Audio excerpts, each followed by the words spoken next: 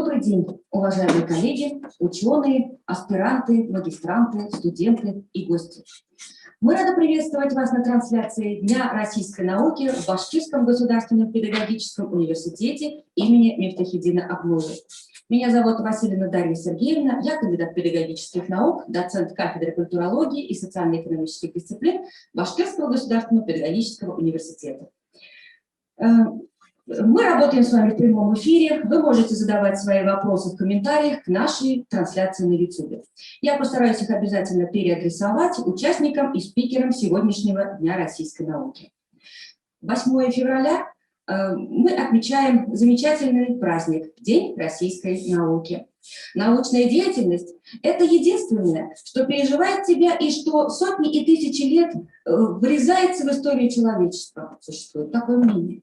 Действительно, Россия по праву гордится талантливыми учеными, которые существенно раздвинули горизонты познания и внесли значимый вклад в развитие мировой научной мысли. В новом тысячелетии науке отведена особая роль в развитии человечества. С научным поиском связаны надежды людей на улучшение качества жизни, на появление новых знаний о мире и о самих себе. Российские ученые активно трудятся над решением этих и многих других проблем.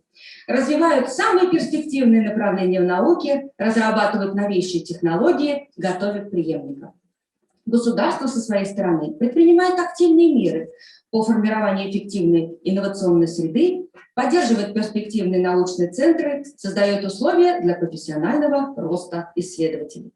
А сейчас с поздравительным словом к вам обратится кандидат социологических наук, доцент, ректор Башкирского государственного педагогического университета имени Мифтахиддина Акмуллы, председатель Совета ректоров вузов Республики Башкортостан Сагитов Салават Талгатович. Добрый день, уважаемые коллеги, дорогие наши студенты. От всей души хочу поздравить вас с наступившим Днем науки. Это не такой широко известный праздник, как Новый год. Возможно, он не такой патриотичный, как День Победы, и не такой яркий, как дни рождения. Но, как бы то ни было, 8 февраля – очень важный день в календаре истории. Ведь именно наука во многом является двигателем прогресса. Наука – это кропотливый, долгий, серьезный труд. И прежде чем добиться каких-то результатов, этому посвящают недели, годы, десятилетия, а иногда и всю жизнь. И нередко ради одной поставленной цели. Хотя говорят, что в науке отрицательный результат тоже результат. Но, конечно, каждый из нас радуется серьезным достижениям, которые позволяют улучшить нашу с вами жизнь. И не только нашу, а всего человечества. Когда-то Аристотель делил науку на 3 ее вида: на практическую, теоретическую и творческую. Сейчас принято делить науку на техническую, естественную и социогуманитарную.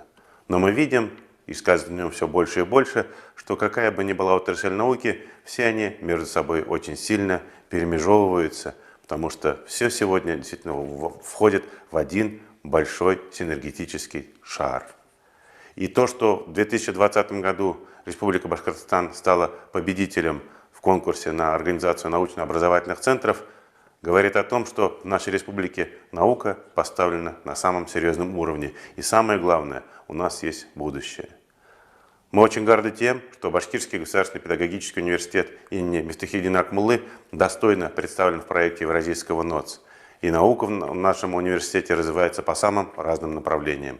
Это и математика, астрофизика, нанотехнологии, альгология, генетика и, конечно же, в первую очередь, педагогические и психологические науки. Каждый из желающих сможет найти то, что ему интересно. 12 научных школ, 14 инновационных площадок и 16 лабораторий охватывают самые разные направления нашей науки. Обращаясь сегодня к молодым ученым, хочу призвать вас еще больше уделять времени научным изысканиям и добиваться серьезных результатов. Для этого в университете все есть, и самое главное, есть серьезные кадры, наши профессора, которые помогут вам в ваших изысканиях. Дорогие друзья, я от всей души еще раз поздравляю вас с Международным днем науки. Желаю добиваться самых интересных результатов. Желаю самых интересных изысканий. Желаю вам, чтобы ваш научный труд был признан не только на уровне республики, но и всей мировой общественностью. С праздником вас! Разрешите немного ознакомить вас с теми мероприятиями, которые будут организованы. Уже через несколько минут вашему вниманию предоставлены будут презентации научно-исследовательских лабораторий. Это наноэлектроники перспективных материалов, а также лаборатории экологического центра Башкирского государственного педагогического университета имени Мифтахиддина Акулы. В 12:30 мы приглашаем вас на семинар-отчет о реализации внутривузовских грантов, который пройдет в 206-й аудитории и будет транслироваться в онлайн-формате. С 14 часов вы сможете присутствовать на мастер-классах ведущих ученых Башкирского государственного педагогического университета. Так, первым спикером станет Тихомирова Татьяна Николаевна, которая ознакомит с исследованиями в сфере наук об образовании, перспективными направлениями и значением для развития системы образования. Сразу после ее выступления вы сможете узнать особенности работы Аитова Валерия Факилевича в рамках темы «Реализация аспектов иноязычного образования на основе использования аутентичных языковых материалов». Методический семинар будет проведен Бениним Владиславом Львовичем, прекрасно разбирающимся в проблемах повышения качества подготовки диссертационных исследований по педагогическим наукам. В 15:30 в рамках Дня российской науки студенты примут активное участие в педагогическом квесте. В нашем вузе со стороны ректората делается многое для поддержки науки. В том числе представляется возможность для развития научно-исследовательских лабораторий. И первый гость нашей студии – это кандидат физико-математических наук, доцент кафедры физики и нанотехнологий Юсупов Азат Равильевич. Доброе утро. Расскажите немного о вашей лаборатории. Здравствуйте. Я хотел бы присоединиться к поздравлениям, приуроченным Дню науки. Наша лаборатория начала свой труд с 2009 года, хотя работать мы по данному направлению начали гораздо раньше. Сейчас мы довольно хорошо оснащены, и с каждым годом наше оснащение улучшается, и направление исследований мы сейчас развиваем по широкому спектру тем. Сегодня вот как раз Алексей Николаевич презентует нашу новую обновленную лабораторию с современным оборудованием, с помещением, которое удовлетворяет требованиям современным научным лабораториям. И буквально вкратце я хотел бы, наверное, рассказать о том направлении, которое сейчас мы развиваем совместно с Высшей школой экономики. Это направление было поддержано в рамках гранта, который мы выиграли в рамках проекта «Зеркальная лаборатория», который проводила Высшая школа экономики. И в рамках проекта «Квантово-размерные гибридные наноструктуры» мы сейчас ведем активно научно-исследовательскую работу по изучению различных структур, причем структуры гибридные не просто сформулированы нами, это тема, которая интересна и нашим коллегам из Высшей школы экономики. Благодаря этому у нас появляется возможность или имеется возможность доступа к оборудованию и к сверхнизким температурам, то есть порядка 25 милликельвин, то есть это еще ниже, чем то, что есть у нас, и к современному научно-исследовательскому оборудованию, плюс к высококвалифицированным кадрам, которые работают по данному направлению уже десятки лет. Группа, которая в итоге у нас была сформирована и на базе университета, и на базе Высшей школы экономики, она занимается не только научной исследовательской работой, поскольку сам проект он предполагает не только популяризацию науки, но и развитие молодых, новых кадров. Поэтому здесь активно идет работа по профориентации выпускников бакалавров, магистров для привлечения их к научно-исследовательской работе. Мы планируем, что вот за те 2 года, которые будет длиться проект, нам удастся установить более тесные связи, во-первых, с Высшей школой экономики, плюс с теми институтами, которые будут работать тоже в рамках данного проекта совместно с нами. И результаты, я думаю, будут опубликованы в ведущих научных журналах, тем более, что за полгода, которые мы провели с ними в рамках подготовительной части, уже были опубликованы работы в хороших изданиях, это и журнал списка ВАК, и Scopus Web of Science, и проведены совместные семинары, то есть мы познакомились, мы хорошо с ними сейчас взаимодействуем по подготовке экспериментальной работы, и уже в марте у нас планируются первые стажировки в Высшей школе экономики по проведению экспериментальной работы с применением наших материалов. Нас очень высоко оценили в рамках отборочного этапа со стороны Высшей школы экономики, поэтому я бы еще хотел дополнительно выразить огромную благодарность Салавату Алгадовичу Сагитову, потому что без его поддержки и помощи, наверное, сложно было бы принять участие, во-первых, в этом проекте. А во-вторых, та поддержка, которая была нам оказана, это в рамках новых лабораторий, она позволила создать то, что буквально через несколько минут все увидят. То есть это прекрасная лаборатория с очень хорошим оборудованием.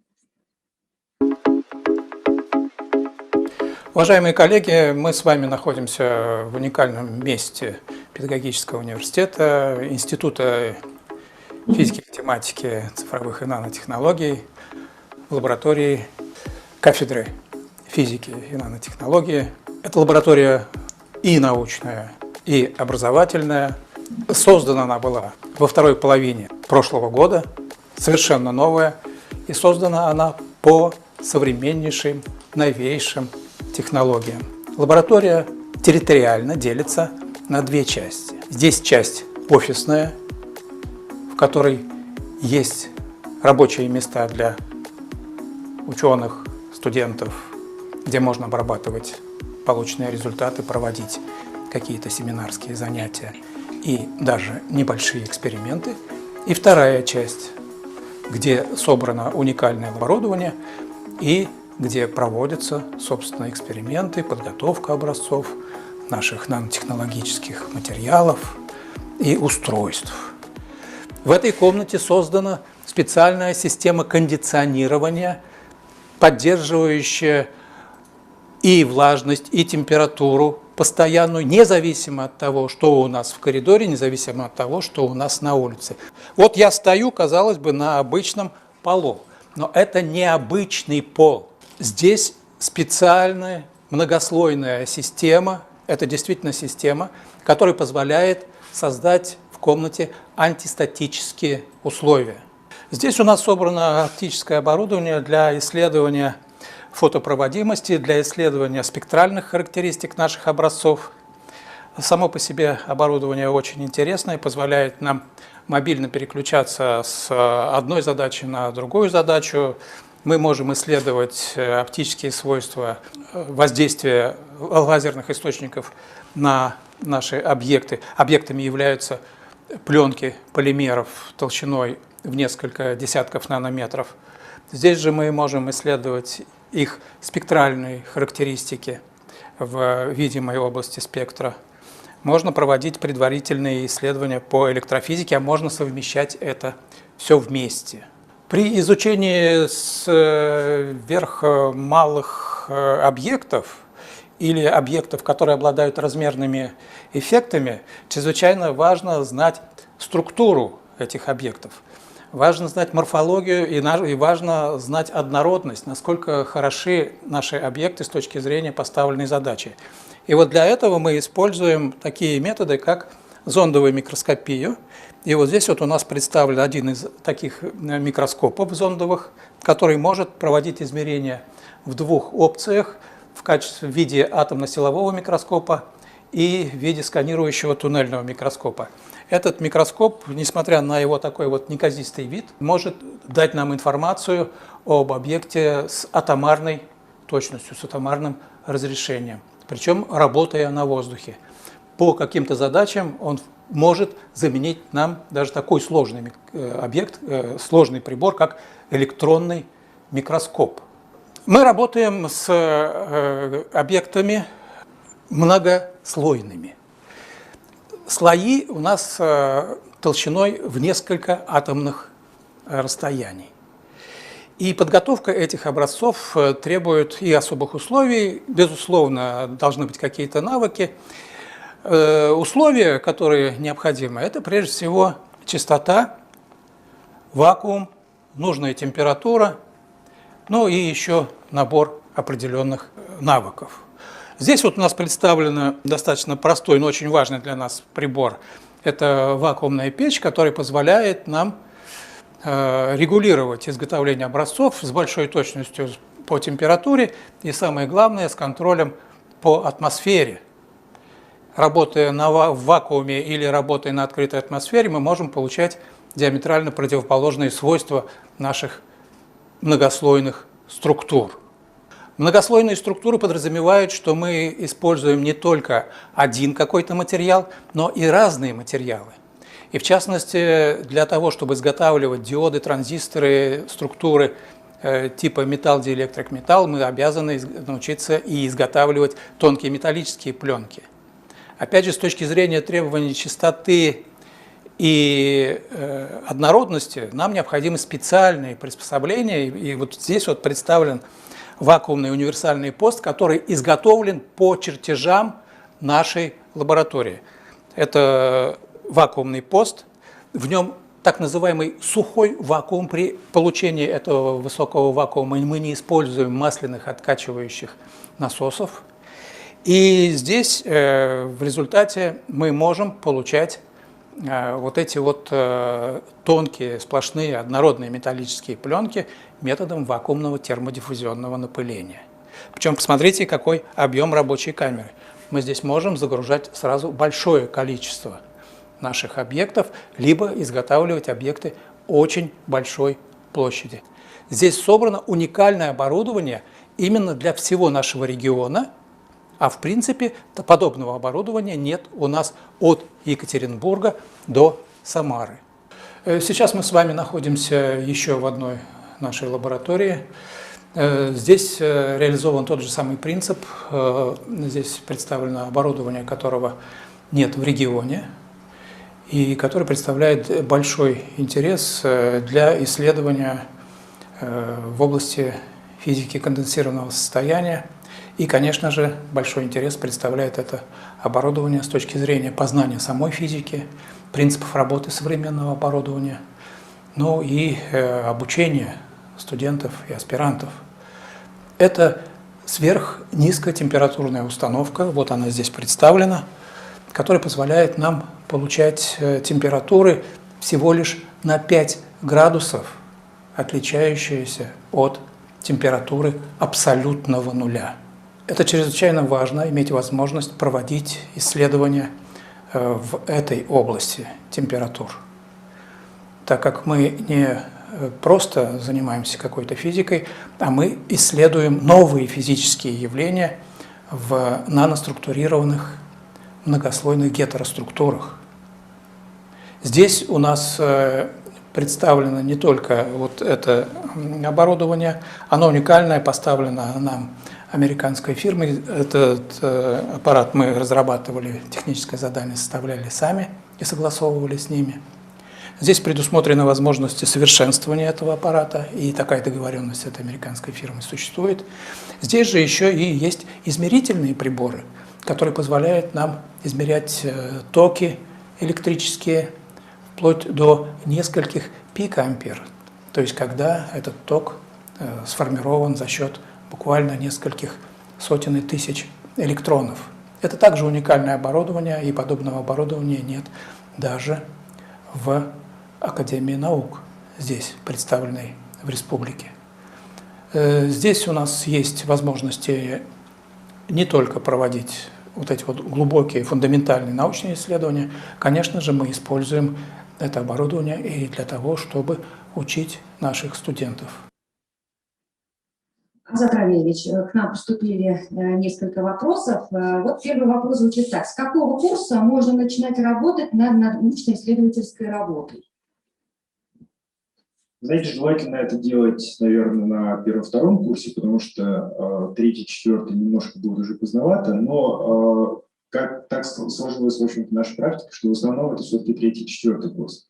Дело в том, что на первом-втором курсе вы можете уже определиться со специализацией, то есть по какому направлению вы дальше будете работать в рамках научно-исследовательской работы. Поэтому мы призываем первый-второй курс уже подключаться к этой работе. Вот еще один вопрос возник. Как определиться с темой научного исследования?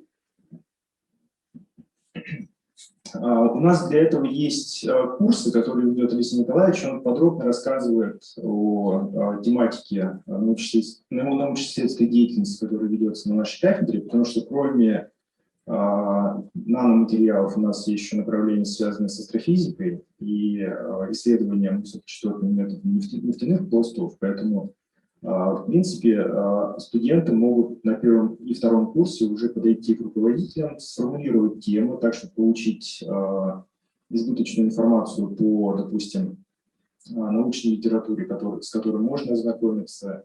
Это могут быть статьи научные, которые дают руководители, для того, чтобы они могли потом выбрать. То есть такая тема им более интересная, потому что вот тематика, которую мы сейчас ведем с Высшей школы экономики, это, с одной стороны, широкого профиля, но она все-таки оперируется на те работы, которые мы будем совместно выполнять. Но у нас есть еще ряд тем, связанных, допустим, с изготовлением и изучением объектов, относящихся к сенсорам различного рода, это биологические, химические.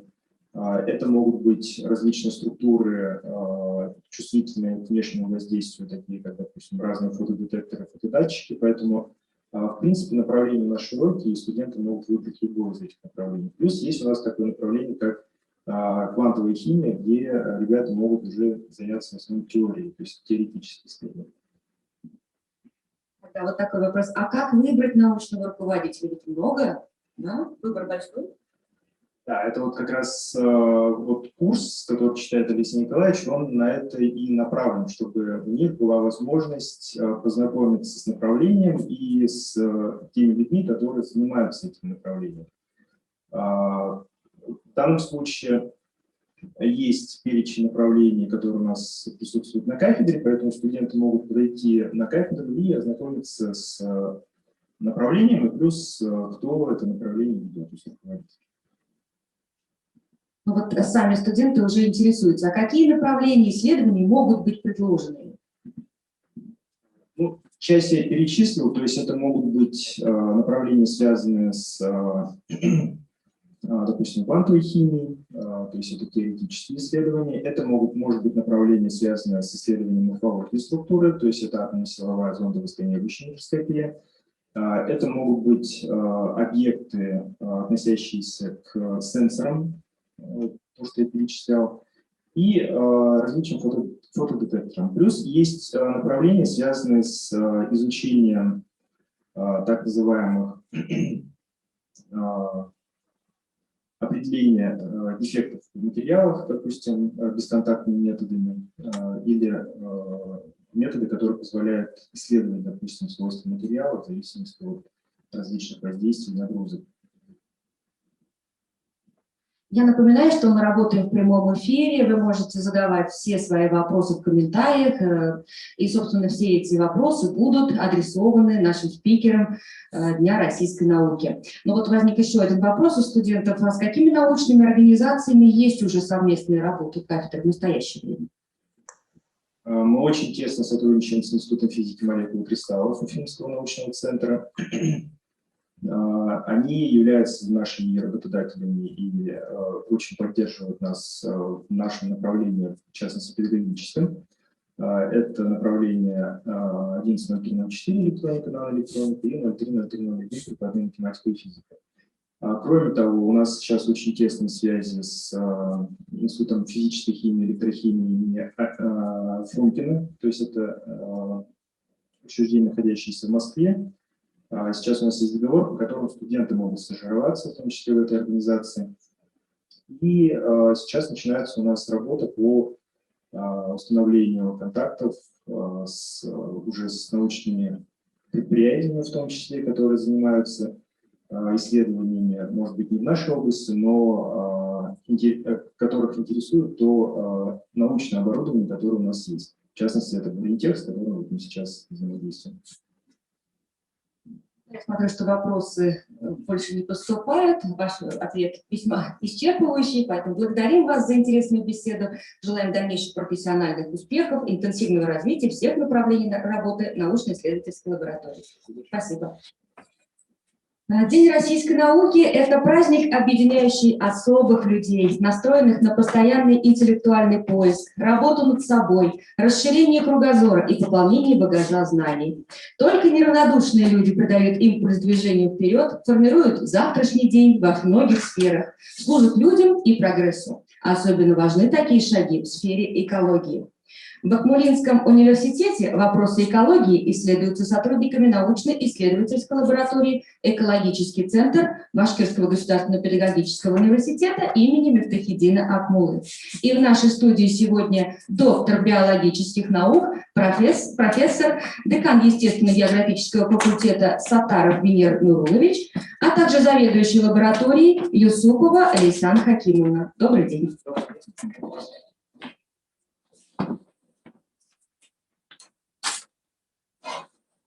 Я думаю, вы расскажете немного о вашей лаборатории. Добрый день, дорогие друзья, добрый день, уважаемые коллеги, уважаемые студенты. У нас сегодня не только День науки, но и очень значимый день для факультета, для университета. И этот день связан прежде всего с открытием лаборатории экологии. Очень много времени, очень много труда потратили мы для того, чтобы сегодняшний день мы встретили. И у нас, конечно, очень большие планы по поводу этой лаборатории существуют.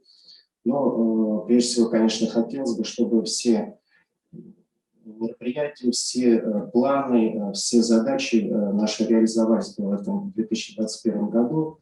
И я считаю, что те прикладные, фундаментальные исследования, которые там будут проводиться, помогут лаборатории занять не только достойное место среди лабораторий, которые существуют у нас в республике, но и перейти на российский уровень, а может быть и со временем на международный уровень. Спасибо. Сейчас, наверное, слово передадим более подробно, чтобы нам рассказала Лейсан Хакимовна, которая является заведующей лабораторией КАДа. Здравствуйте. Основной целью деятельности научно-исследовательской лаборатории является проведение испытательных исследовательских работ по методу физико-химического анализа. Защита природы, охрана здоровья и безопасности населения являются главными задачами лаборатории. Оборудование лаборатории позволяет определять экологическое состояние питьевых, поверхностных, природных, подземных вод. Также проводить анализ состава сточных вод, проводить экологическое состояние почв, химический состав атмосферного воздуха, включая определение загрязнения нефтепродуктами. Кроме того, на данном оборудовании можно будет определять состав отходов производства и потребления. У нас могут практиковаться аспиранты, магистранты для защиты своих диссертаций. Также мы планируем аккредитовываться, чтобы сотрудничать с сторонними организациями для проведения анализов на финансовой основе. Для достижения поставленных целей лаборатории мы будем проводить исследования силами квалифицированного и компетентного персонала, которые будут систематически обучаться и повышать свою квалификацию. Мы будем проводить постоянный анализ, совершенствоваться, улучшать систему менеджмента лаборатории. Открытие экологической лаборатории, безусловно, будет способствовать повышению экологической грамотности подрастающего поколения. Я надеюсь, что лаборатория станет настоящим центром притяжения для всех интересованных, активных лиц экологическом благополучии нашего города и республики Башкортостан. Для вас несколько вопросов возникло у наших зрителей. И первый вопрос звучит следующим образом. Для чего нужен химический анализ воды? Проведение химического анализа требует даже та вода, которая выглядит абсолютно здоровой на цвет и запах. Регулярное употребление воды с избытком железа приводит к болезни печени, инфаркту, негативно влияет на здоровье зубов. Нитраты и нитриты в воде солят проявлением аллергии, понижением гемоглобина, нарушением работы щитовидной железы.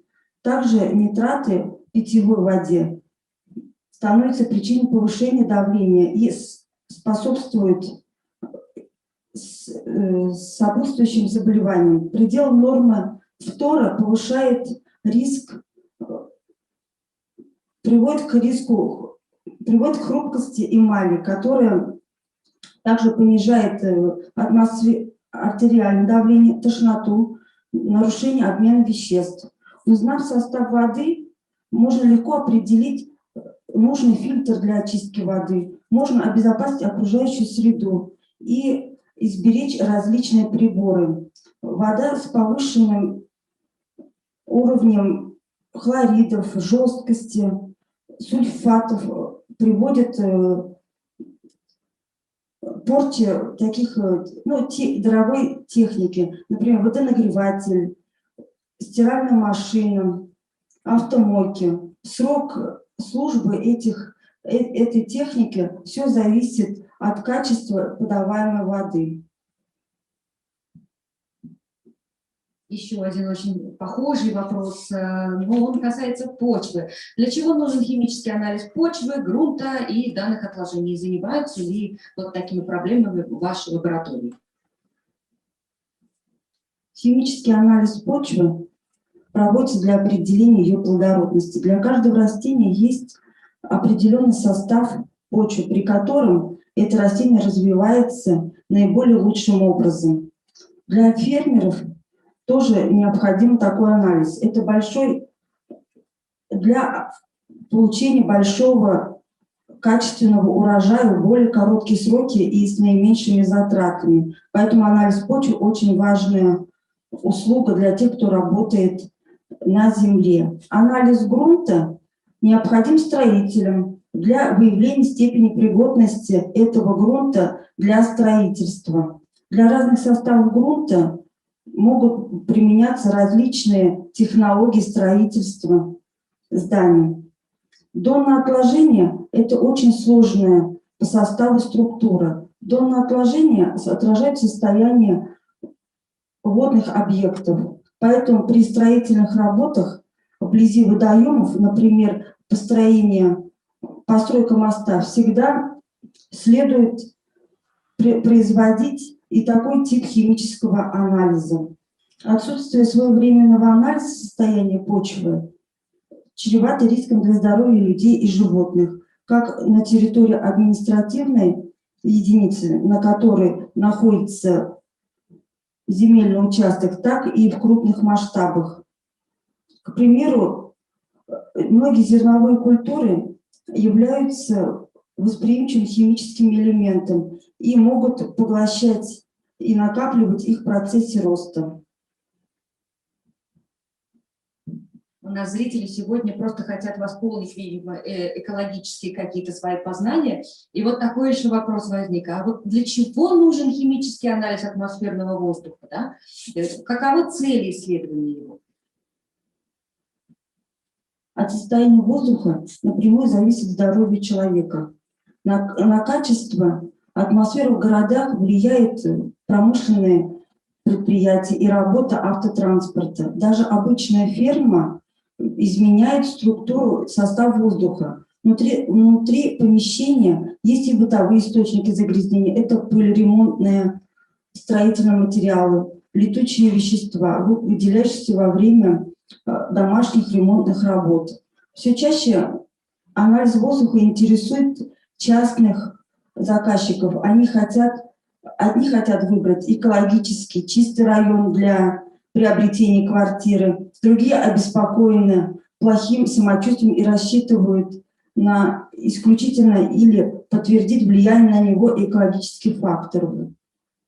Контролировать воздуха нужно начинать с его измерением. Если мы не знаем, сколько и каких вредных веществ содержится в атмосферном воздухе, мы не сможем сказать, что на нас влияет и какое именно производство загрязняет воздух. В результате химического анализа воздуха выясняется, что именно содержится в воздухе. На основании таких отчетов экологи ищут источники загрязнения, предупреждают население. Организации, имеющие стационарные источники выбросов, обязаны проводить экспертизу состава воздуха в аккредитованной лаборатории и согласовать нормативы предельно допустимых выбросов в органах Росприроднадзора. Выброс сверх нормативного количества вредных веществ или отсутствие утвержденных нормативов грозят существенными штрафами.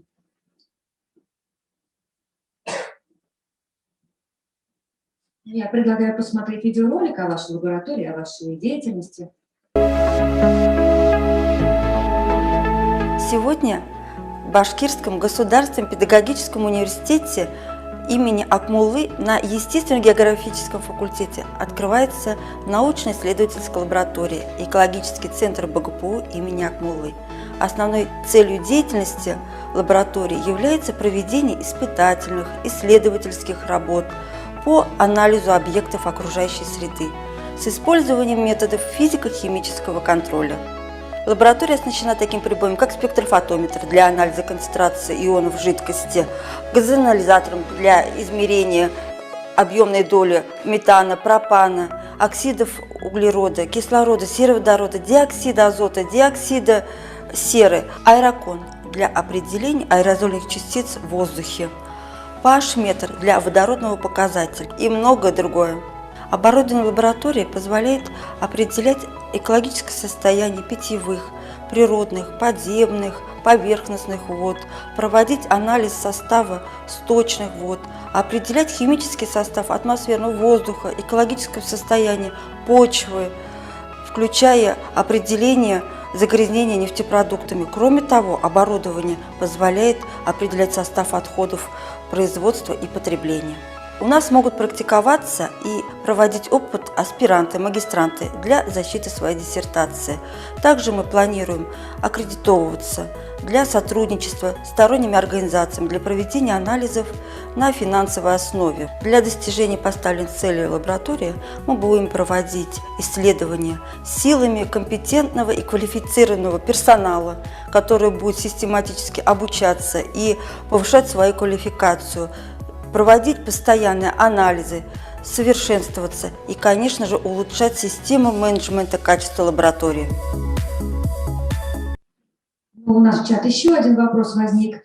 В чем отличие химического анализа воздуха рабочей зоны от анализа атмосферного воздуха? По методологии практически ничем не отличается. Главное отличие в том, что воздух рабочей зоны с точки зрения предельно допустимых исследований концентрации вредных веществ применяются более жесткие требования.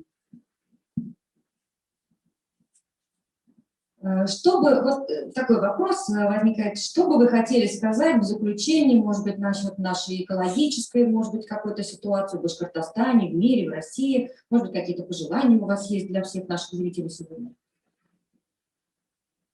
Открытие экологической лаборатории, безусловно, будет способствовать повышению экологической грамотности подрастающего поколения.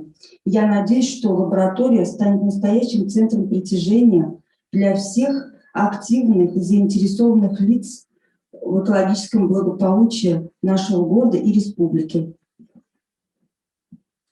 Я тоже добавлю. В свое время, когда Гейкер предложил этот термин экологии, наверное, мы все-таки не думали, что так широко будем использовать данный термин. И, конечно, большей части люди, когда говорят об экологии, все-таки мы подразумеваем что-то отрицательное. Какие-то подразумеваются отрицательные воздействия, то есть это пестициды, гербициды, экотоксиканты и так далее. Так вот, я хочу пожелать аудитории, чтобы мы все-таки, когда говорили об экологии, все-таки подразумевали что-то положительное, чтобы люди, и животные, и растения находились бы только под воздействием каких-то положительных факторов. Спасибо за внимание. Мира всех и благополучия. Благодарим гостей за исчерпывающие ответы, за их большой вклад в решение экологических проблем нашей республики. Спасибо. Но в Башкирском государственном педагогическом университете имени Мифтахиддина Атмуллы научные успехи ученых, в том числе из числа студентов, магистрантов и аспирантов, находят всероссийское и международное признание. Они отмечаются грантами и особыми стипендиями, дипломами, достижениями на многочисленных престижных олимпиадах, конкурсах и конференциях. Особое место занимают внутривузовские гранты. В 12 часов 30 минут мы приглашаем вас на семинар-отчет о реализации внутривузовских грантов. Благодарим за внимание.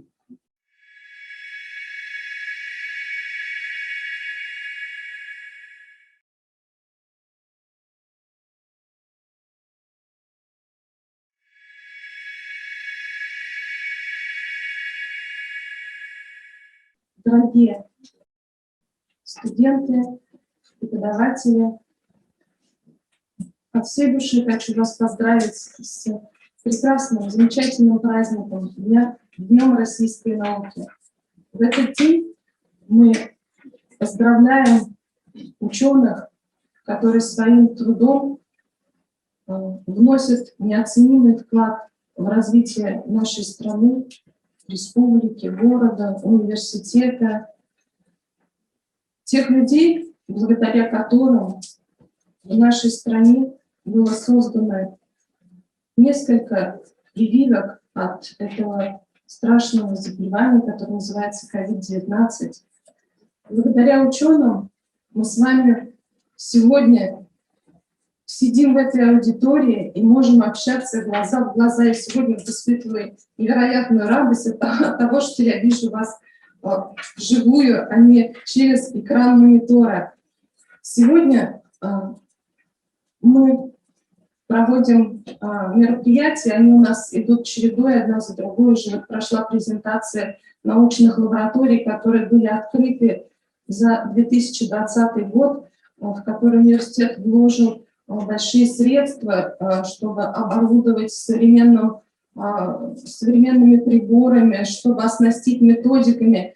В этих лабораториях вы должны дневать и ночевать. То есть вы должны туда зайти и работать, пока вы не получите каких-то своих научных результатов.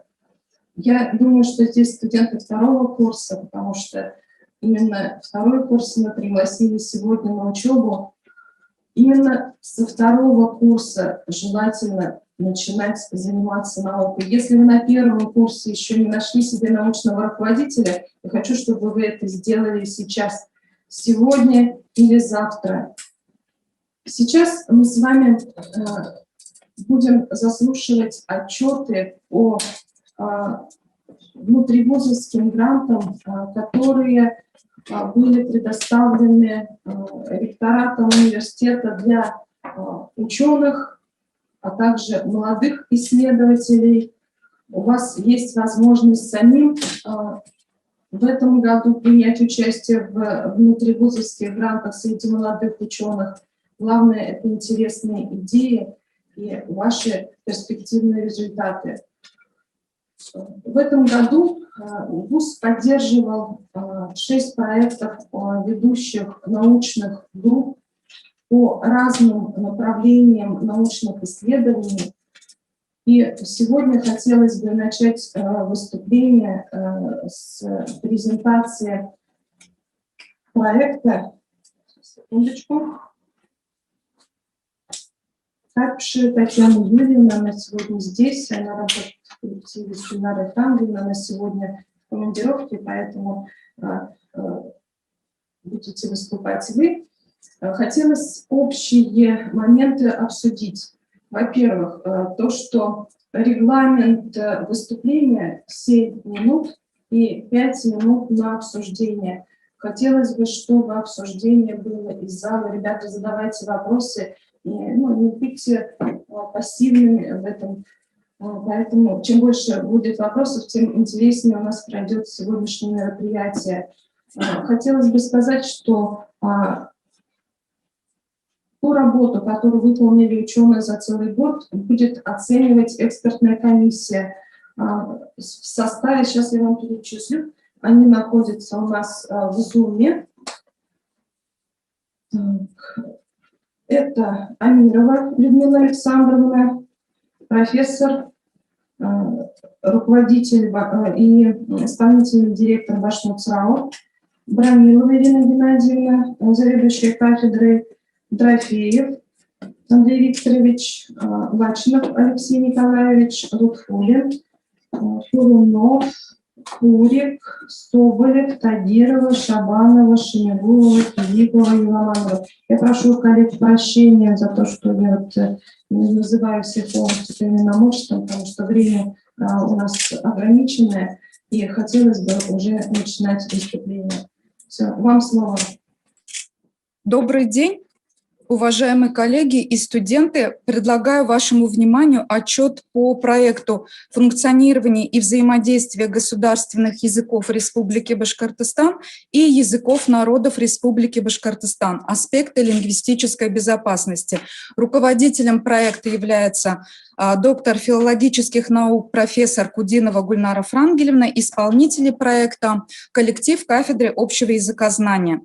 Целью исследования является системное описание современных процессов в области функционирования и взаимодействия государственных языков Республики Башкортостан и языков народов Республики Башкортостан в аспекте лингвистической безопасности.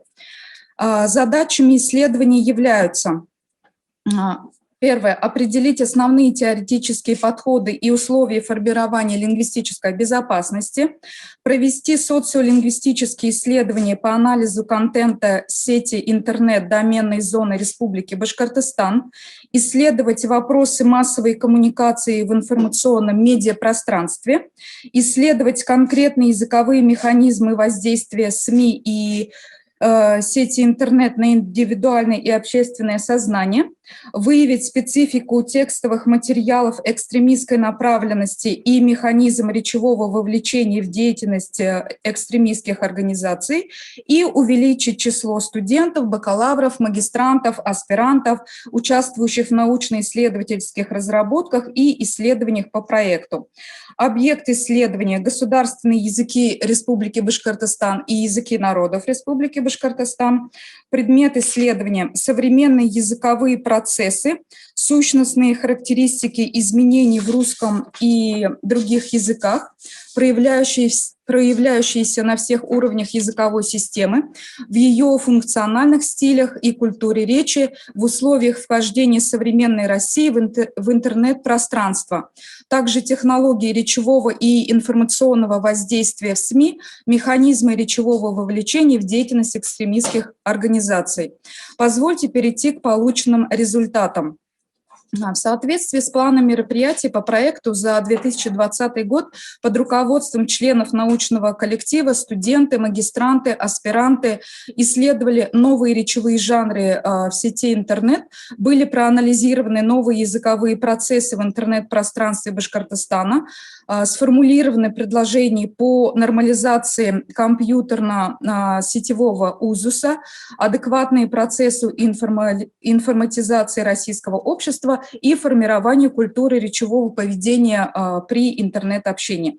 Студентами, бакалаврами и магистрантами направлений медиакоммуникации, бизнес-коммуникации были исследованы и разработаны курсовые и дипломные работы на такие темы, как, я озвучу некоторые темы, чтобы вы понимали, что исследования проводились в рамках проекта.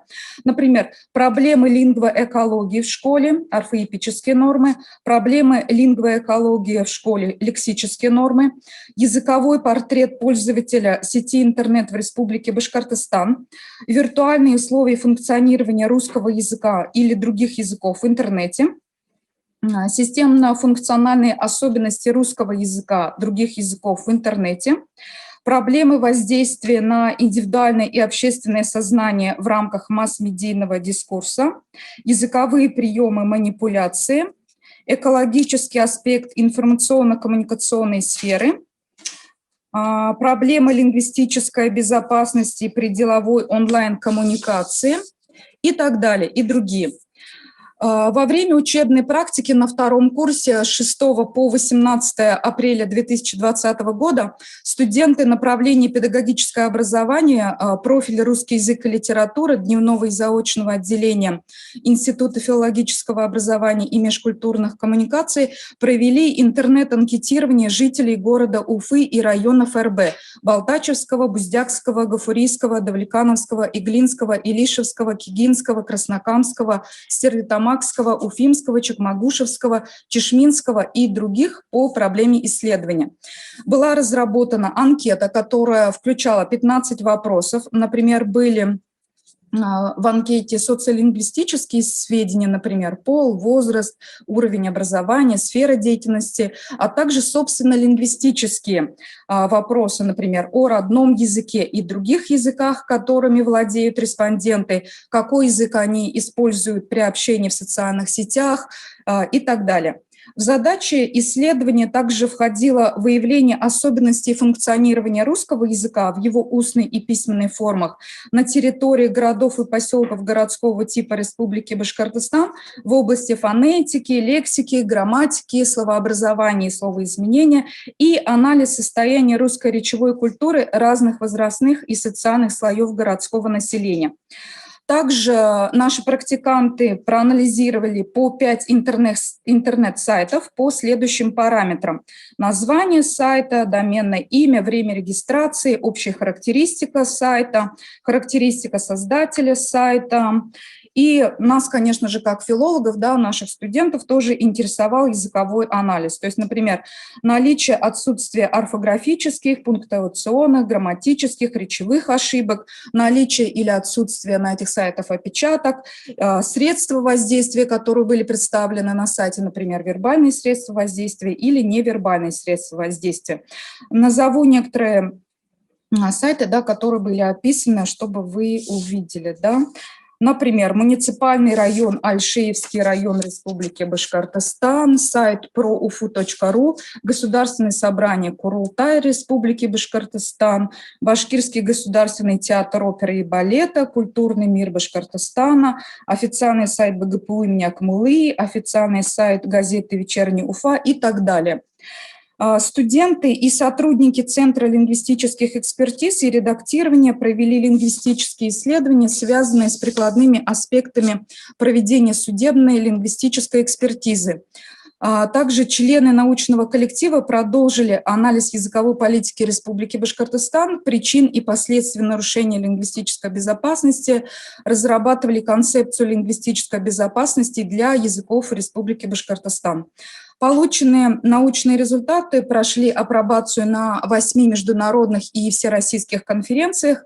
Отдельные вопросы исследования рассмотрены в научных публикациях. На слайде вы видите, это одна публикация в изданиях Scopus, 3 баковские публикации и 30 – это другие публикации. Здесь публикации не только преподавателей нашей кафедры, да, но и совместные публикации со студентами, с магистрантами, с аспирантами, либо публикации только студентов по теме, по проекту, да, по теме исследования. На следующем слайде вы видите конкретные результаты. Их я, в принципе, озвучила уже, да, то, что мы проводили и то, что мы успели сделать за этот год. Хочу сказать, что большое количество студентов приняли участие в наших исследованиях, они нам помогают, да, в этом плане, и студентам очень понравилась, да, работа, например, исследовать язык, исследовать сайты, да, они начинают обращать внимание на ошибки, да, начинают обращать внимание на языки, да, как языки взаимодействуют на территории нашей республики, да, в том числе молодое поколение интересует взаимодействие языков в интернет-пространстве, да, все эти вопросы отражены подробно, да, в большом нашем отчете по проекту, который, если я не ошибаюсь, составляет 50 страниц. Конечно, за 7 минут невозможно все отразить. Спасибо за внимание. Если есть какие-то вопросы, пожалуйста, я готова на них ответить. Спасибо, Татьяна Юрьевна. Вы уложились ровно в 7 минут. Это очень приятно. Коллеги и уважаемые наши студенты, вопросы есть? Докладчику есть вопросы? Да, пожалуйста. Скажите, пожалуйста, все-таки наверное, какие-то уже ошибки типовые, да, на сайтах выявили, да, вот что относится к типовым ошибкам? Вот основные тенденции, что-то расскажите? Значит, мы, как я уже сказала, да, у нас был такой пункт в задании, это, собственно, языковой анализ, да. Студенты обращали внимание на типичные ошибки, да, например, это пунктуационные ошибки, допустим, многие не выделяют обороты со словом «который», хотя мы знаем, да, что это, если мы говорим о пунктуационных ошибках, да, не выделяют эти обороты. Если мы говорим о лексических ошибках, то очень часто в неправильном значении используются заимствованные слова, а мы как раз знаем, да, что сейчас в связи с тем, что идет в связи с процессом глобализации, да, очень много заимствований приходит из английского языка, но употребление данных слов в языке не всегда оно бывает в том значении, да, в котором должно использоваться. Да, и вот студенты тоже проверяли, например, значение тех или иных слов по словарю. Ну, например, элементарно, да, это всем известное слово менеджер, да, это управленец, а не продавец, как у нас часто воспринимают, да, вот такая популярная, типичная ошибка. Но, конечно, допустим, орфоэпические нормы не совсем мы здесь могли проследить в плане произношения, потому что нужно слушать звучащую речь, да, но, например, лексические, грамматические нормы, да, мы как раз рассматривали и видели типичные ошибки. Спасибо, Татьяна Юрьевна. У меня небольшой вопрос. Да, как вы пожалуйста. считаете, вы тех заданий, которые заявляли в начале года, выполнили на 100%? Да. Все по задачам, да, которые мы запланировали, да, мы выполнили, я считаю, да, в большом объеме. Спасибо большое.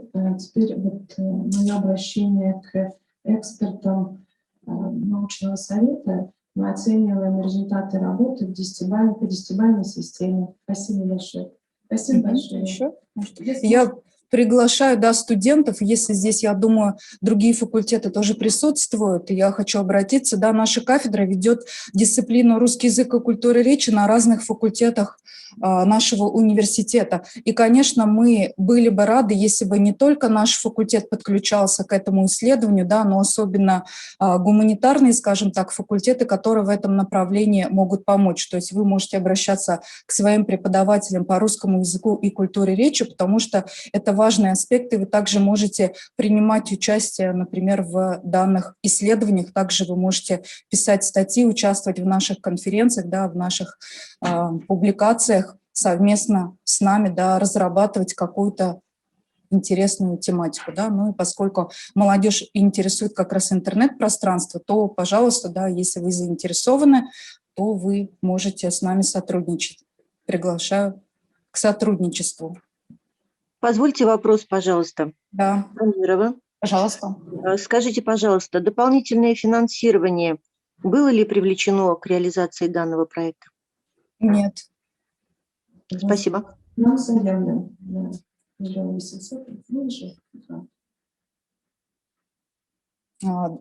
Да, но я, может, не настолько подробно знаю о том, наверное, Гульнара Франгельевна бы сразу ответила на этот вопрос. Да, если заявлен, да, значит, да.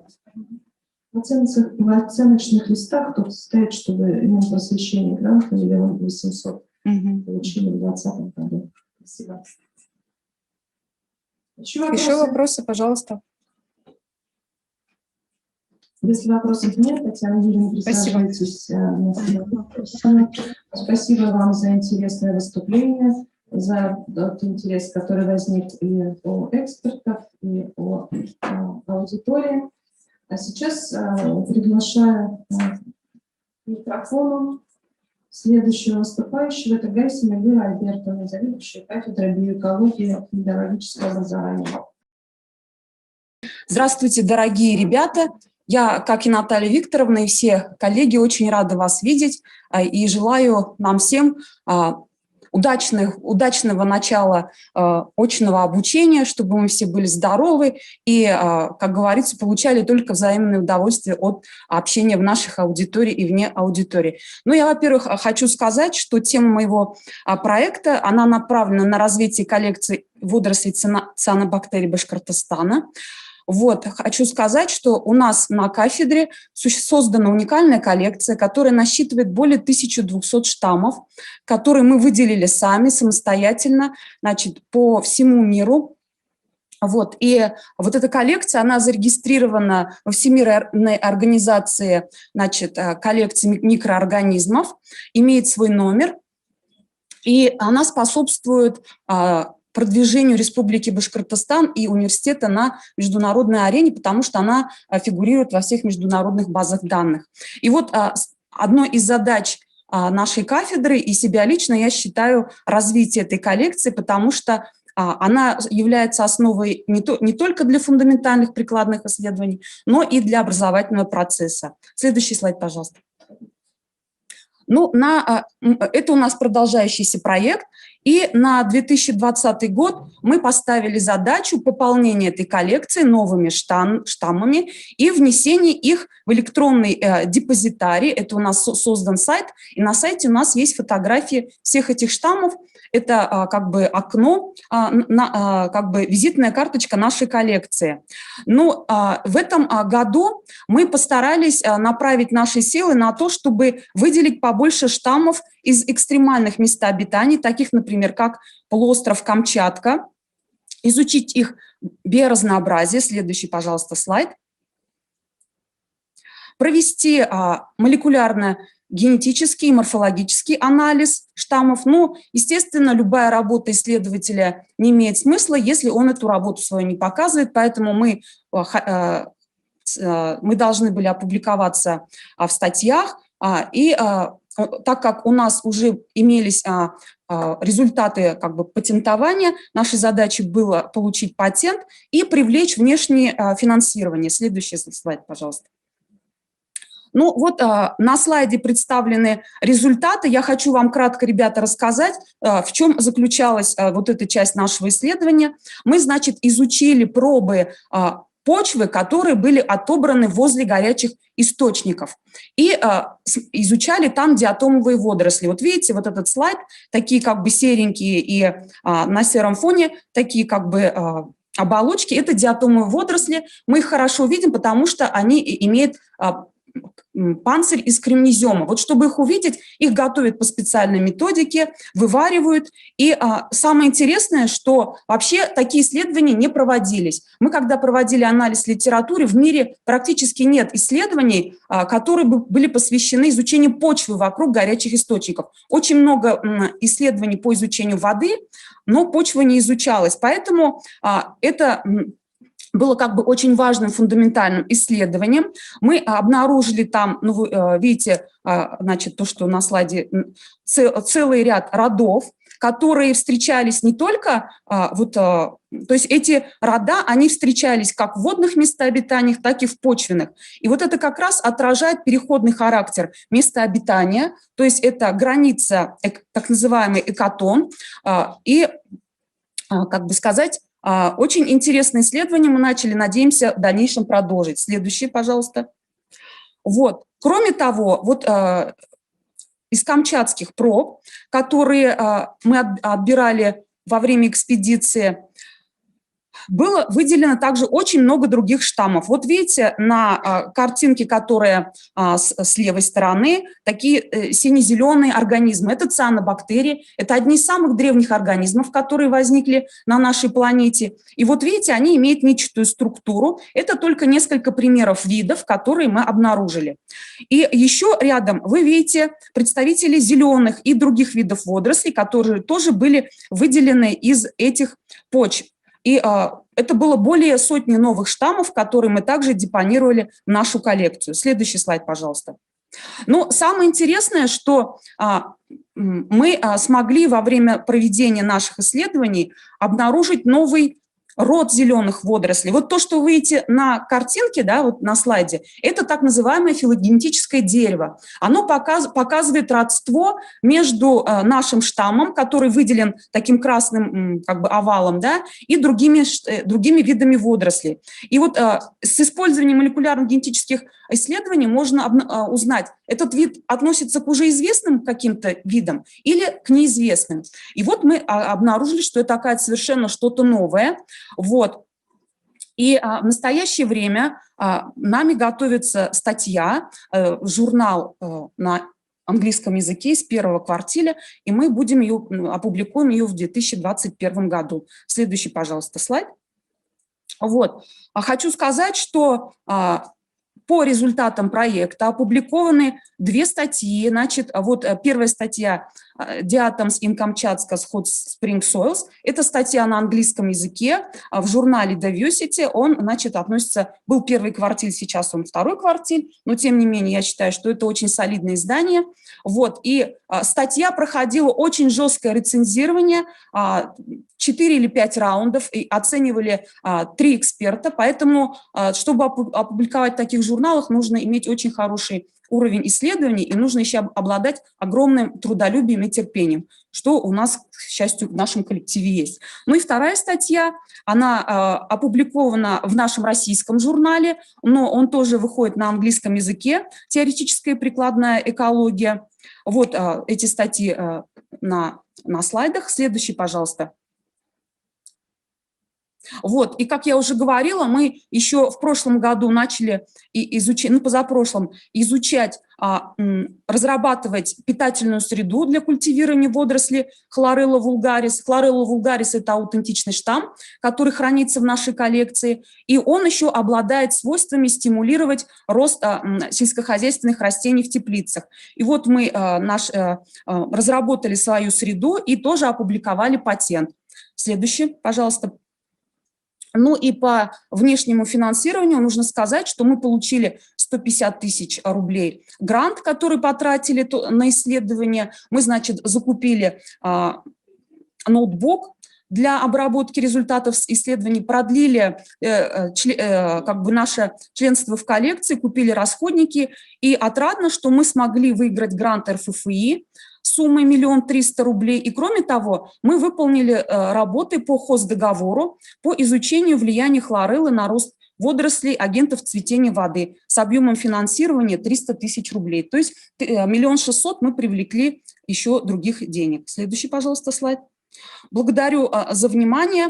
Но хочу выразить надежду, что наши студенты, вот как Наталья Викторовна сказала, будут заниматься не только учебной работой, но и научными исследованиями, потому что у нас в университете есть уникальные лаборатории, которых нет вообще в других университетах по России. Вы можете приходить, заниматься наукой, и вы должны понимать, что это не только интересно, но это очень способствует развитию. Вот я занимаюсь наукой, благодаря этому я каждый день учусь, каждый день узнаю что-то новое, и меня это очень радует.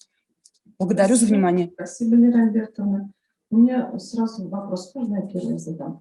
Скажите, пожалуйста, вот благодаря участию студентов, например, в вашем гранте, они смогут выезжать в экспедиции на Камчатку. Вы говорили несколько раз про экспедиции. Значит, да, у нас, но мы в этом году не запланировали, потому что в прошлом году члены коллектива выезжали, но эти члены коллектива из Дальнего Востока, потому что это намного дешевле. Вот, и отобрали значительное количество проб. А про студентов хочу сказать, вот у нас в коллективе несколько студентов, которые работают по гранту, они получают за это деньги. И вот хоздоговор, который по хлорелле, у нас тоже 3 студента и магистранта. И вот они, выполняя работы, получили очень хорошую прибавку по 34 000 рублей. Вот, и это очень хороший шанс как-то купить себе что-то хорошее, приятное. Поэтому наукой заниматься не только интересно, но еще и достаточно прибыльно, потому что сейчас очень делается много для того, чтобы поддерживать именно исследования молодых ученых. Спасибо, Лера Альбертовна. Вопросы? Позвольте вопрос, Наталья Викторовна. Лера Альбертовна, будьте добры. Очень интересная работа. Скажите, пожалуйста, водоросли и цианобактерии почвенные вокруг горячих источников Республики Башкортостан? Изучались ли, имеются ли в коллекции? И есть ли какие-то сходства с камчатскими образцами? Очень интересно. Работа. Ну, Спасибо. знаете, мы только начинали работу, но мы изучали возле Красноусольска, но в основном это было на достаточно большом удалении. Вообще, в принципе, я думаю, такие работы, они были бы интересны, и я надеюсь, что мы сможем это делать. Но вся проблема в том, что, как бы сказать, найти финансирование, ну, пока вот у нас есть финансирование, мы можем это делать, но все-таки с Камчаткой это не совсем, как сказать, уместно сравнивать, потому что там горячие источники, там температура 70 градусов и выше, но вообще было бы очень интересно, потому что в Республике Башкортостан флора водорослей, цианобактерий практически не изучена, и какой бы мы вид ни брали, то это или новый вид, или новый род, и все очень новое, интересно, потому что мы живем на границе Европы и Азии, и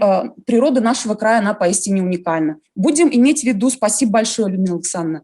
Я просто подумала, что в Янгантау у нас не настолько горячие они, да? То есть у нас нет аналогов таких источников? Ну, они, конечно, немножко там природа другая, но вообще это было бы интересно изучить вот именно грязь возле этих источников. Спасибо большое. Спасибо. Если вопросов из зала нет, я сейчас озвучу вопросы, которые поступили с YouTube и из Zoom. Так, Лера Альбертовна вас спрашивает, есть ли в коллекции штаммы из Арктики? Да, у нас целый ряд штаммов из Арктики. Это в основном одноклеточные зеленые кокоидные водоросли, но есть несколько представителей цианобактерий. Если есть интерес пообщаться, мы с удовольствием, как говорится, поговорим на эту тему, потому что все люди, которые изучают водоросли, они, как бы сказать, мои единомышленники, я с удовольствием продолжу наше общение. То есть штаммы есть, да. И еще один вопрос. Есть ли аналогичные коллекции в других вузах, организациях, и можно ли им практическое применение получить? Значит, хочу сказать, что вообще у нас в России имеется ряд коллекций, но они, я знаю, в Санкт-Петербурге есть коллекция водорослей, это остатки бывшей Громовской. Затем есть в Сыктывкаре, но она на базе Института биологии, не в образовательном учреждении. Вообще у нас в России коллекционное дело как бы оставляет желать лучшего. У нас, я считаю, не такое внимание как бы проявляется к коллекциям, как, например, за границей. За границей коллекции – это вообще центры притяжения лучших ученых. Они имеют огромное финансирование как со стороны государства, университетов, еще каких-то грантовых фондов. Там обычно работают самые перспективные ученые, имеется хорошее оборудование. И почему? Потому что каждый штамм коллекции – это уникальный источник биологически активных веществ. Вот, казалось бы, хлорелла вулгарис – штамм, который везде используется, а мы постоянно его изучаем, находим новые свойства. А у нас 1200 штаммов, поэтому их можно использовать для того, чтобы, например, получать препараты для сельского хозяйства. Вот мы с Венер Нурулычем теперь хотим посмотреть, как их можно использовать для использования специальных продуктов для пчеловодства, прежде всего лекарств со свойствами как подавлять болезнетворные микроорганизмы.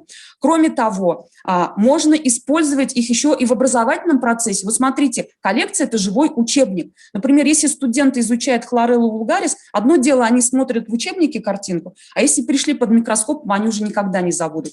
Поэтому по России коллекций немного, в Башкирии таких коллекций нет. Мы широко используем вообще во всех аспектах деятельности, но не так широко, как хотелось бы. Мы хотим эту работу интенсифицировать. Спасибо большое. Я знаю, что вы о коллекции можете говорить сутками, поэтому спасибо. Я имею в виду с птицами очень долгое время. Поэтому спасибо вам большое. Лимит времени спасибо большое. Да. Продолжаем дальше. Следующее выступление у нас Маликов Рамиль Фарухович. Сегодня он подключается у нас через Zoom. Рамиль Фарухович, вы нас слышите? Да. Рамиль Фарухович, добрый день. Добрый день. Мы вас рады слышать. Я тоже. Все, приступайте, пожалуйста. Давайте. Здравствуйте, уважаемые коллеги, научное сообщество. Я представляю вот наш проект и результаты нашего проекта, который относится к разделу, скажем так, связанный с нанотехнологиями. Следующий слайд. Ну, здесь приведены характеристики проекта, которые относятся к наш проект. Это когерентная и нелинейная оптика и другие коды классификатора представлены. Следующий слайд.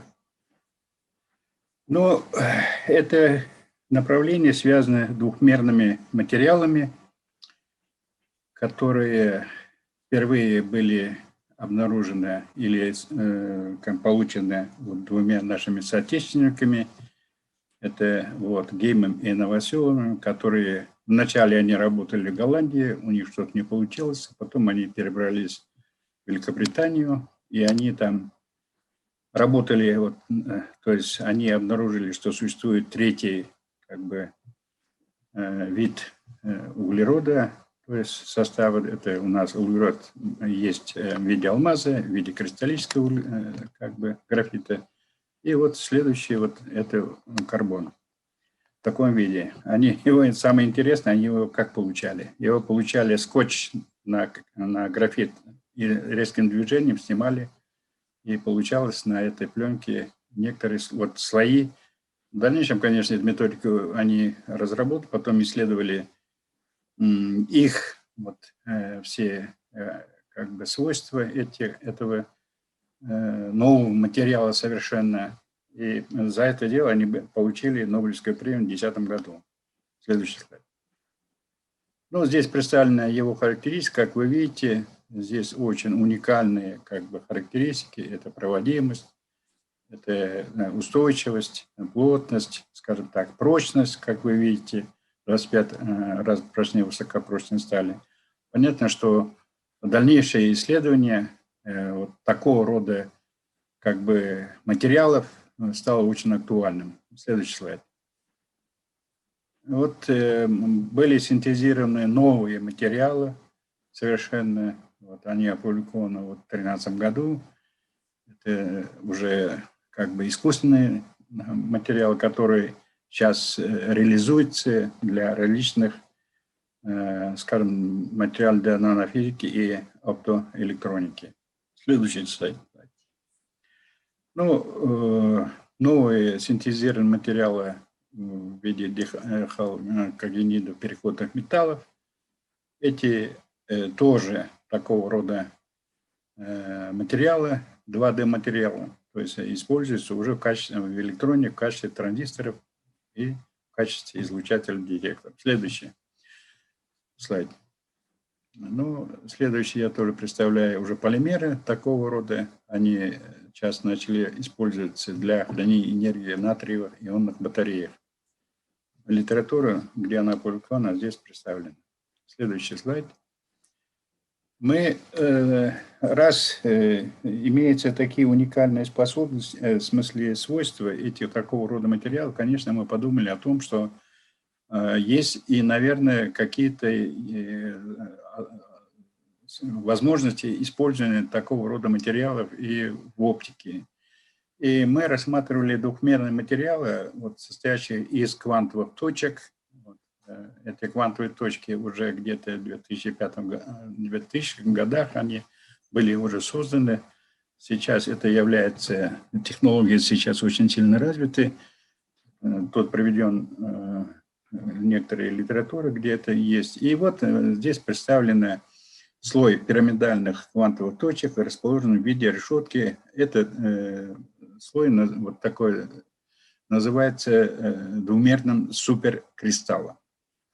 Ну, простые двухмерные суперкристаллы имеют либо квадратную, прямоугольную, наклонную и так далее решетку в виде решеток.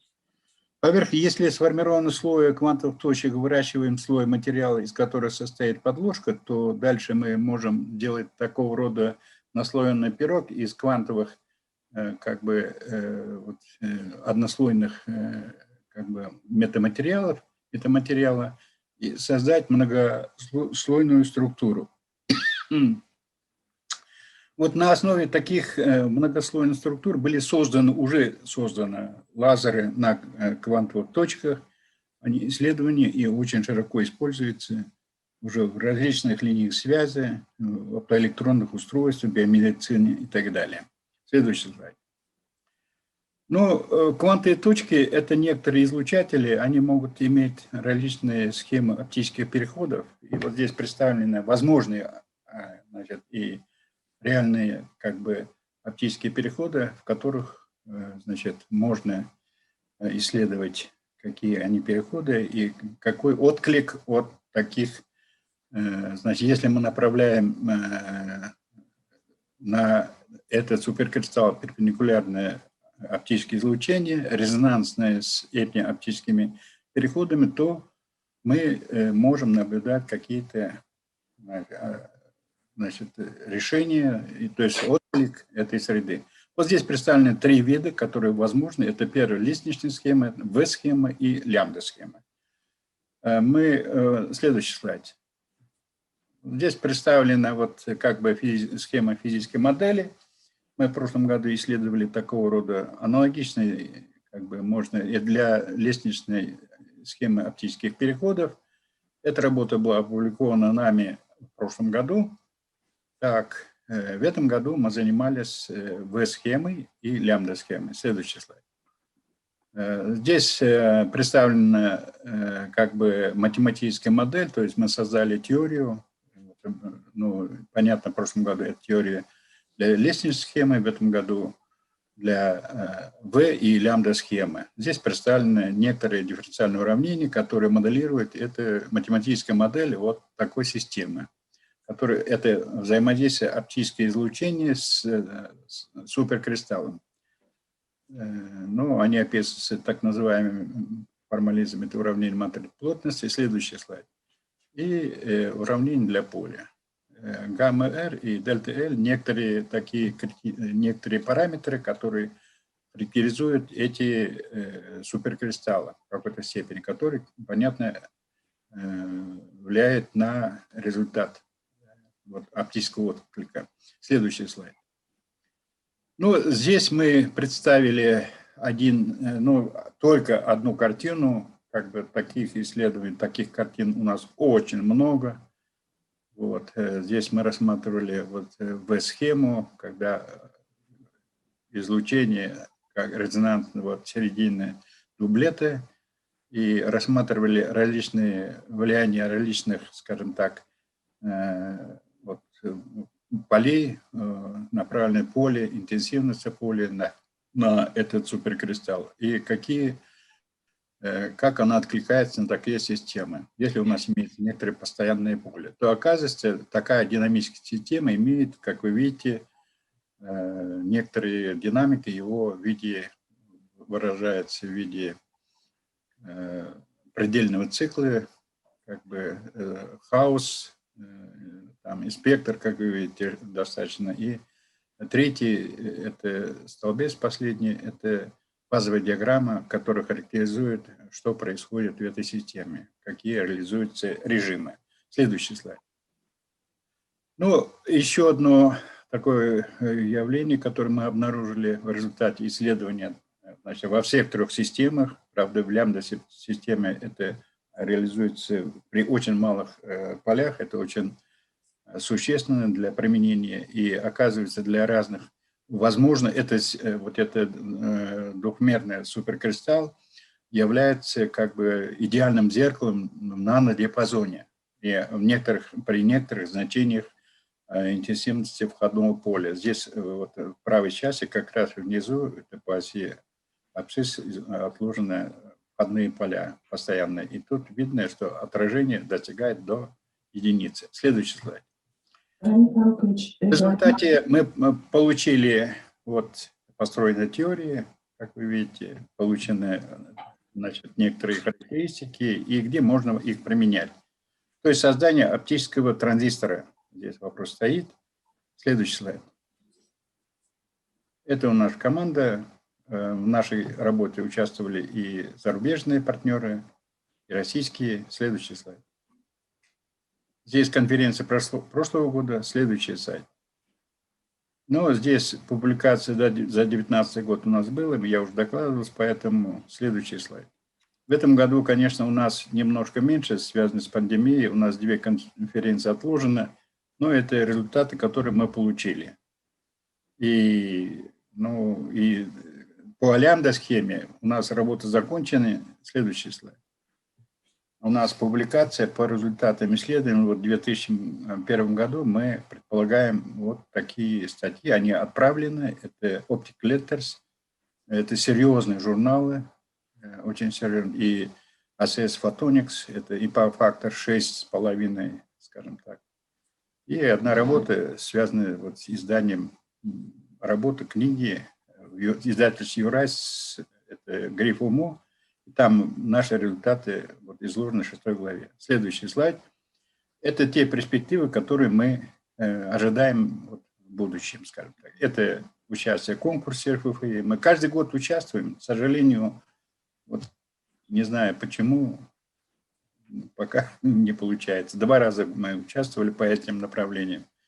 Но участие в международных конференциях и публикация статей. 2 статьи, 3 статьи уже отправлены в это журналы индексируем базах Scopus. Но я думаю, что у нас есть еще конференции, где тоже материал этой конференции тоже индексируется в этих базах. Вот есть мечта попасть на эти конференции. Ну, издание книги. Спасибо. Время. У меня все. Спасибо за внимание. Спасибо. Роман Иванович, вы перебрались с регламентом, поэтому на вопросы практически нет возможности отвечать вам. Я спасибо. Благодарю ваш вообще университет за предоставление такой возможности работать. Вот мы создали действительно очень... Работа была очень серьезной, но результаты тоже, как вы видите, вроде бы есть. Спасибо вам всем. Спасибо. Экспертная комиссия, прошу оценить результаты исследования. А сейчас мы приглашаем к трибуне уже Саттара Владимира Львовича и заслушать результаты вашего проекта. Спасибо. Добрый день, уважаемые студенты, уважаемые коллеги, уважаемая аудитория. Разрешите представить доклад по внутривузовскому гранту на тему комплексное морфологическое исследование медоносных пчел в современных популяциях. Работа проделана огромная, потому что мы охватили большие территории, но в связи с тем, что время у нас сжато, остановлюсь только на основных моментах. Следующий слайд, пожалуйста. Пчела медоносная – это один из наиболее исследуемых видов насекомых, что связано с ее социальной организацией, экологической, экономической значимостью и чрезвычайной важностью для полноценного функционирования многих наземных экосистем.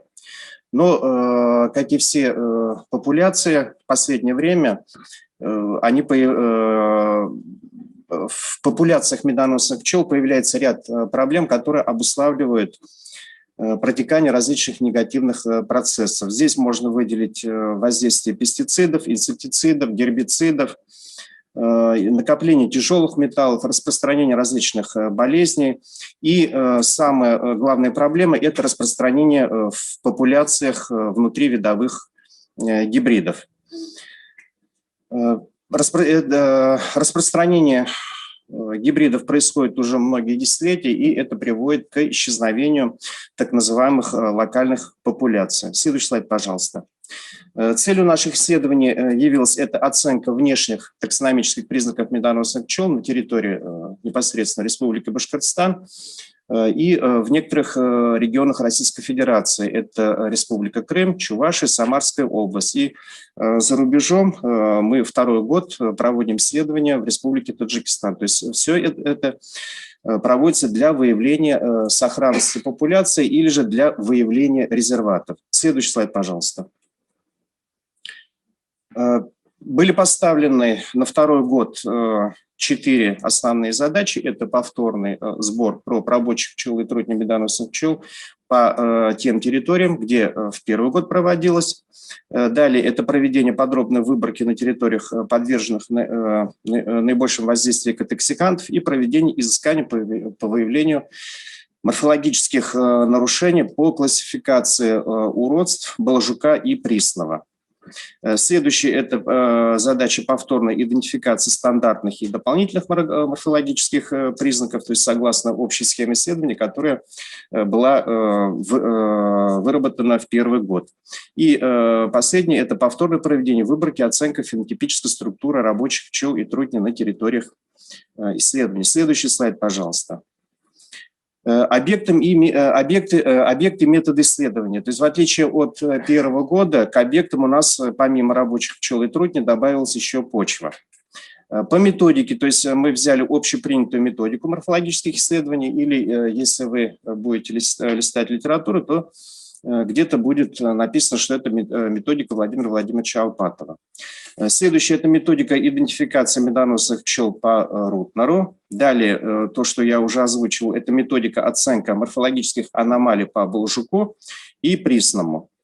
Камеральная обработка пчел проводилась на кафедре биоэкологии и биологического образования. И в отличие от первого года обучения, еще мы проводили оценку содержания экотоксикантов на базе Федерального государственного бюджетного научного учреждения Федеральный центр токсикологической, радиационной и биологической безопасности. Следующий слайд, пожалуйста. На этих слайдах представлены результаты исследования, фенотипических исследований рабочих пчел на пасеках северной лесостепной зоны Республики Башкортостан. Ну, объясню, почему я представил данные по северной лесостепной зоне.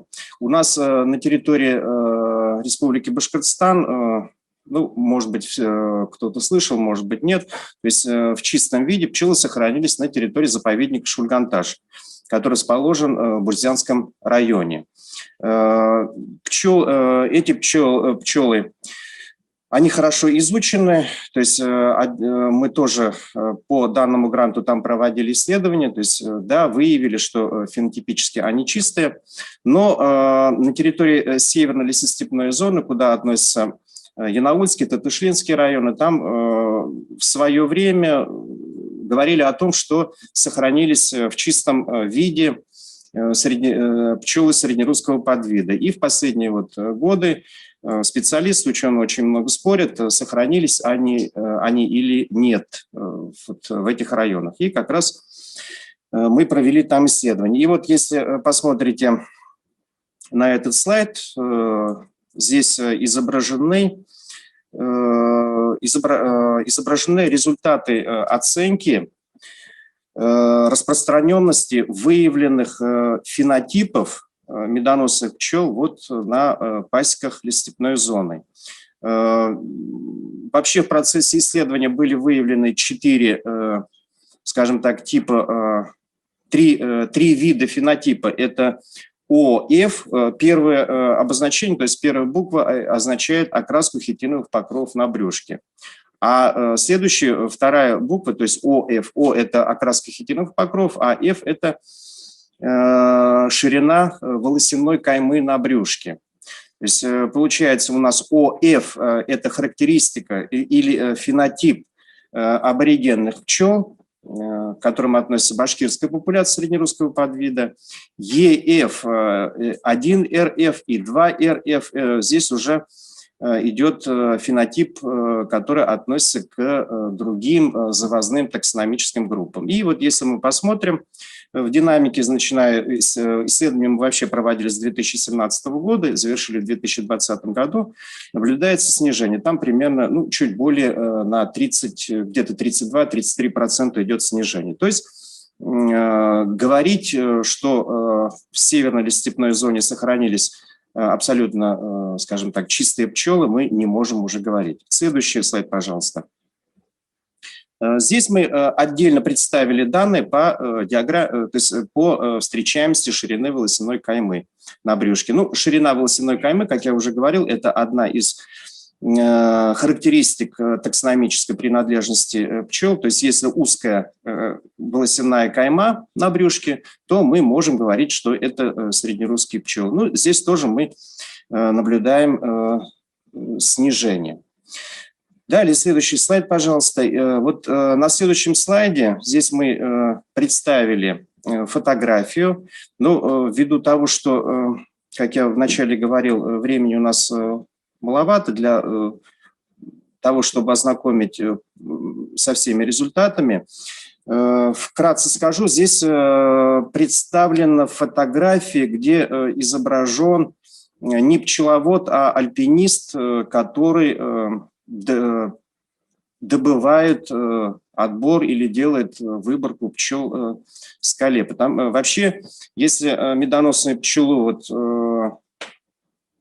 вспомнить, который обитает на территории Республики Крым, здесь надо сказать, что последние какие-то морфологические исследования, подробные, проводились Владимиром Владимировичем Алпатом, который как раз является основателем классической методики экстерьерной оценки пчел. И после него, как раз вот он написал в конце 30-х годов, после него какие-либо исследования не проводились. И вот как раз с Крымским федеральным университетом, с кафедрой экологии и зоологии мы где-то 7-8 лет назад начали сотрудничать, начали искать, все-таки, может быть, сохранились или не сохранились аборигенные пчелы. И вот один пчеловод, как раз там вот указана фамилия, Имерсинов Илья Серверович, он нашел этих пчел в Бахчисарайском районе, в горной зоне. К большому сожалению, из-за того, что в том году возникла такая ситуация эпидемиологическая, мы не смогли туда выехать, хотя по смете у нас была заложена определенная сумма на экспедиционные расходы. Но пробы пчел они взяли, мы их исследовали, частично генетический анализ провели в Москве, морфологические исследования, то, что касается морфометрии экстерьерных признаков, провели здесь, у нас на кафедре, и материалы опубликовали. Следующий слайд, пожалуйста. Вот на этом слайде представлены образцы коллекции медоносных пчел. В течение 2 лет мы создали так называемый банк, который складывается из этих образцов. Там насчитывается более 3000 пчел. Почему хотел бы обратить ваше внимание? Потому что вот эти коллекции позволяют нам проводить мониторинг через определенное какое-то время. Скажем, вот мы в этом году отправили на анализ пчел в Казань, то есть для того, чтобы они проанализировали, оценили содержание катоксикантов. То есть мы взяли не свежих пчел, а пчел, которые хранились у нас вот с того года, которые имеют там срок давности 2 года. И там они сохраняются, эти катоксиканты, тяжелые металлы. То есть они провели анализ, и уже по прошедшему году, например, и по этому году провели исследования и в виде динамики уже представили нам результаты. Далее, следующий слайд, пожалуйста. Выводы разрешите вам не зачитывать, так как они в той или иной мере прозвучали. Следующий слайд, пожалуйста. Следующий. И на последующих слайдах у нас я представил результаты, которые мы получили в ходе выполнения работ в 2020 году, и в 2019 году. Самой большой заслугой я считаю, что то, что подготовлена кандидатская диссертация Тасаберджоновой Миляши Рафаэловны на тему морфотипная характеристика и таксономическая оценка апис меллифера северной или степной зоны Республики Башкортостан. Вот в конце весны мы хотим представить уже работу в диссертационный совет и, надеюсь, если все хорошо будет, в конце года защититься. И что касается публикации в журналах, в сборниках Scopus и Web of Science, здесь, получается, 7 публикаций подготовлены, они вышли из печати. Следующий слайд, пожалуйста. И более 10 публикаций, следующий слайд, пожалуйста, опубликовали мы в журналах, рекомендованных ВАК Российской Федерации. Подготовили еще, следующий слайд, пожалуйста, одно учебное пособие. С коллегами из Таджикистана издали на таджикском языке статью. Следующий слайд. и участвовали в многочисленных международных и всероссийских конференциях. Спасибо за внимание. Спасибо, Владимир Муромович, за интересный доклад. Ваша тема она очень актуальна для республики, потому что не случайно наша республика выбрана площадкой для проведения международного форума о Пимонте. В этом году будет проходить? Или в каком году? В этом году не будет проходить. Координационный совет проходил, и они решили, ну, по крайней мере, планируют проведение конгресса на следующий год. Спасибо. Я надеюсь, наш вуз будет активно представлен на этом конгрессе. Спасибо. Коллеги, студенты, пожалуйста, вопросы. Спасибо, вы уложились в регламент. Позвольте вопрос, пожалуйста, Наталья Викторовна. Да, Елена Александровна. Венера Нурулович, будьте добры. Из вашего доклада я поняла, что очень важно сохранить аборигенный вид пчел. Это важно для науки, вероятно, это важно для практики. Скажите, пожалуйста, ваш проект каким-то образом направлен на продвижение именно вот этой цели, сохранения аборигенных видов пчел? Спасибо. Спасибо за вопрос, Владимир Александровна. Да, конечно, направлен, потому что для того, чтобы мы могли бы разработать какие-то природоохранные или селекционно-племенные там программы, или же реализовывать вот как раз какие-то работы по сохранению, мы прежде всего должны выявить вот эти вот чистопородные пасеки. А для того, чтобы их выявить, мы, конечно же, должны проводить какие-то полевые исследования, то есть, ну, желательно их проводить ежегодно. То есть вот как раз вот там ряд дискуссионных вопросов были вот по пчелам северной лесостепной зоны. Кто-то говорил, что они там полностью сохранились, а кто-то говорил там, что не могут они сохраниться. То есть мы примерно вот выяснили, в каких районах, в каких пасеках они встречаются. И в дальнейшем мы можем рекомендовать, например, при разработке, скажем, или региональной какой-то программы, или еще там, может быть, какой-то другой программы. То есть мы можем рекомендовать, что необходимо использовать вот этих сохранившихся пчел для дальнейшей селекционно-племенной работы. Спасибо. Людмила Александровна, есть вопросы еще? Коллеги? Спасибо. Скажите, пожалуйста, а у нас есть вот скальные какие-то, не могу сказать, там есть, да, пчелы такой скалочек, а у нас нет таких пчел. Может быть, лес сейчас близко к человеку, поэтому там как бы нет чистопородных, да, а скалы подальше, может быть, там остались чистопородные. Ну, у нас чистопородные пчелы, вот благодаря как раз географической изоляции, благодаря тому, что пасеки какие-то не могут подъехать во время там медосбора, это прежде всего вот заповедник Шульганташ, там сохранились. Но и то, может быть, они не сохранились бы, если бы руководство, если специалисты не проводили бы какие-то соответствующие селекционные работы. То есть это прежде всего происходит благодаря людям. А вот по поводу сохранности, там, как вы сказали, скалистые, то есть как таковой, как бы мы не можем сказать, что пчелы скалистые или не скалистые. То есть там в этом районе, в Бахчисарайском районе, то есть природа немножечко другая. Там нет таких вот крупных деревьев, как у нас в заповеднике, то есть нет там... То есть дикие пчелы, они обитают в деревьях внутри, а там нет. То есть там единственный выход у них в скалах, где какие-то щели есть, то есть там они могут жить. А крупных деревьев, как у нас, нет. То есть вот и плюс благодаря тому, что там вот в Бахчисарайском районе там тоже народу как бы мало. То есть это, во-первых. Во-вторых, люди занимаются меньше пчеловодством, то есть они племенной материал не завозят туда. То есть вот благодаря этому они там сохранились. Спасибо. Спасибо за исчерпывающие ответы. Следующий докладчик. Спасибо, присаживайтесь.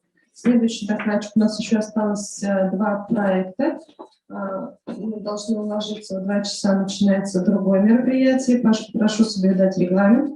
Вызвали именно Прохудинова, доктор наук, профессор кафедры специальной педагогики и психологии. Значит, здравствуйте, уважаемые коллеги. Я представляю работу, которая была проведена в рамках гранта на проведение фундаментальных, извиняюсь, и поисковых исследований по направлению психолого-педагогические исследования. Ну, в настоящее время проблема семей, которые воспитывают детей с особыми образовательными потребностями, чрезвычайно актуальны. Формирование психолого-педагогической компетенции участников образовательного процесса, к которым относятся и родители, это одно из главных требований к организации сопровождения детей в рамках инклюзивного образования. Проблемы, которые возникают в семье с особенным ребенком, они, безусловно, разнообразны. Это и проблемы отношения с окружающими, с родственниками, с соседями, сослуживцами. Это и межличностные отношения между супругами, и, конечно, проблемы отношений ребенка. Безусловно, что это все сказывается на социализации ребенка, на его настроении, на его состоянии, на его умении жить в обществе. Ну, до сих пор особое внимание уделялось проблемам отношений родитель-ребенок. И есть очень много исследований, касающихся этой проблемы, но, однако, такой подход не может охватить всей полноты проблемы, потому что то, как относится родитель к ребенку, во многом связано с обстановкой в семье и с межличностными отношениями. И в семьях, где воспитывают детей с отклонениями в развитии, очень часто формируются неадекватные межличностные отношения. Семейные отношения в конечном итоге определяются функциональным ресурсом семьи. Следующий слайд, пожалуйста. И исследование этого функционального ресурса может помочь оценить способность семьи решать свои проблемы, преодолевать кризисные ситуации, а также обеспечить выявление психотерапевтической мишени благодаря определению проблемных зон семьи. Вообще, в целом, функциональный ресурс семьи рассматривается в рамках системной семейной терапии, методологической основой которой является общая теория Людвига фон Берталанфи. Значимым является положение о том, что система находится в состоянии постоянного изменения, с одной стороны, и с другой одновременно стремится к сохранению идентичности себя в окружающей среде. Ну, есть несколько исследований и российских, и зарубежных авторов. Значит, в зарубежной психологии для обозначения социального контекста копинг поведения семьи используется термин «совместный копинг», и здесь известные работы очень многих психологов, психотерапевтов, которые раньше занимались только семейной терапией, сейчас системная. Следующий слайд. Для наших исследований мы выбрали тест функционального ресурса семьи Нины Михайловны Лавровой и Василия Владимировича Лаврова. Это очень известные специалисты в области психологии и психотерапии, работа которых связана с Институтом мозга. Этот тест разработан в рамках изобретения способа диагностики вида и степени семейного кризиса и последующей коррекции системных связей членов семьи Санкт-Петербургского института мозга. Этот тест позволяет определить, оценить способности семьи решать свои проблемы, преодолевать кризисные ситуации, выявлять психотерапевтическую мишень. Апробация теста специалистами Института мозга и психологического института «Эматон» в ходе семейного консультирования показала объективность этого теста. Но он никогда не использовался для изучения семей с детьми с ограниченными возможностями здоровья. А проблемы этих семей, они совершенно специфичны и требуют более широкого подхода, в том числе с учетом внешних социальных проблем. И в 2018 году первый опыт такой работы был нами представлен на Конгрессе психотерапевтов в Институте мозга.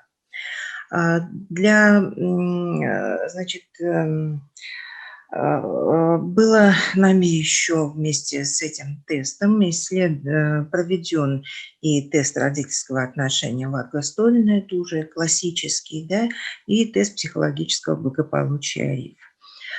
Здесь следующий слайд, пожалуйста. Здесь я представила только небольшой фрагмент именно по этому тесту. Здесь принимали участие, значит, семьи, воспитывающие детей с ОВЗ, и семьи, воспитывающие обычных здоровых детей. Принимали участие и мать, и отец. Анализируя данные, тут можно заметить, что в основном ресурс семей в выборке находится в зоне средней положительной, но если в семьях детей со здоровыми он ближе к высокой границе нормы, то в семьях, воспитывающих детей с ОВЗ, нижней границы. Группа родителей здоровых детей содержит в составе своем зону высокий положительный и не содержит отрицательных значений. А вот у родителей с детьми с ОВЗ совершенно другая картина. И эти данные иллюстрируют тот факт, что в них может существовать угроза разрыва, то есть, по сути, семья переживает кризисное состояние. Сравнительный анализ ответов на вопросы, которые касались факторов, влиявших на способность семьи решать проблемы, выявил большое расхождение мнений. Одни полагали, что доминирование личностных интересов над общими семейными не является деструктивным фактором, в то время как другие отмечали, что консультация семьи является системоорганизующим фактором и является самым главным. В качестве такого фактора указывали на стремление к установлению гармоничных эмоциональных отношений между членами семьи и на приоритет общесемейных интересов над личными. Очень редко все члены семьи совершенно одинаково отвечали на вопросы, но при сопоставлении с другими показателями, конечно, оказывалось, что ресурс семьи они оценивали совершенно не одинаково. Значит, если представитель семьи, ответы которого получали максимальное количество баллов, определялся как самый функциональный член семьи. То есть это не означало, что он самый авторитетный или занимает более высокое положение в семейной иерархии. То есть в нем было больше потенциала для того, чтобы поддерживать позитивные тенденции семейной динамики. И, в общем-то, с опорой на него и предполагалось строиться психотерапевтическое воздействие. Если суммарный тестовый балл служит обобщенной оценкой функционального ресурса, то анализ ответов по отдельным вопросам указывал на проблемные зоны семейной организации. Выделяли вопросы, на которые были получены разные ответы, и обращали внимание на вопросы, какова стратегия членов семьи по решению семейных проблем, фактор в наибольшей степени определяющий сплочение семьи и так далее. Правильно, у вас меньше минуты. Меньше минуты. Да, хорошо. То есть благодаря этому нам удалось получить концентрированную информацию, использовался дополнительный метод гемограммы и модифицированный метод расстановки на семейной доске. Сопоставление с другими методами, значит, исследования родительского отношения и по шкале РИФа, значит, мы, с одной стороны, получили какие-то дополнения к подтверждению этому тесту, но, с другой стороны, некоторые моменты позволили выявить некоторые личностные особенности, с опорой на которых можно строить план коррекционной работы и психотерапевтической.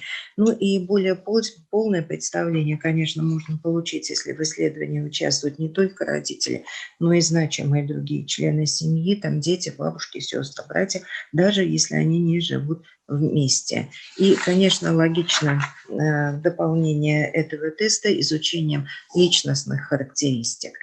Но исследование это было, вот показанный фрагмент, это достаточно благополучные семьи, где уже 5-7 лет прожили мама, папа и ребенок с особенностями, больной.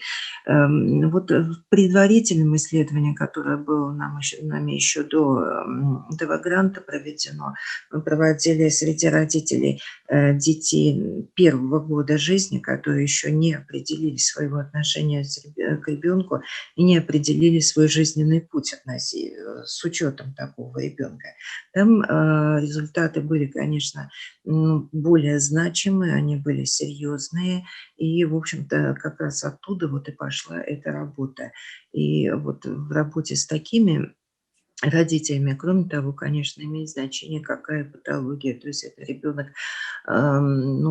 визуально здоров или нет, или это, допустим, ДЦП и какие-то другие видные нарушения. Вот это вот все, конечно, имеет большое значение. Хотелось бы, это вот применить. Все время вышло. Да, все, да, я закончила. Спасибо. И, конечно, невозможно было в течение вот последнего полугода или почти года общаться с родителями, потому что доступ в дошкольные и школьные организации был закрыт, а здесь нужен непосредственный контакт. Статья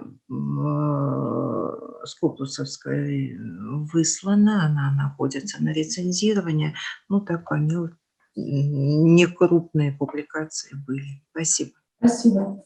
Спасибо большое за выступление. Очень такая тема животрепещущая, больная, тяжелая. Но сегодня, к сожалению, у нас нет достаточно времени, чтобы так подробно ее обсудить.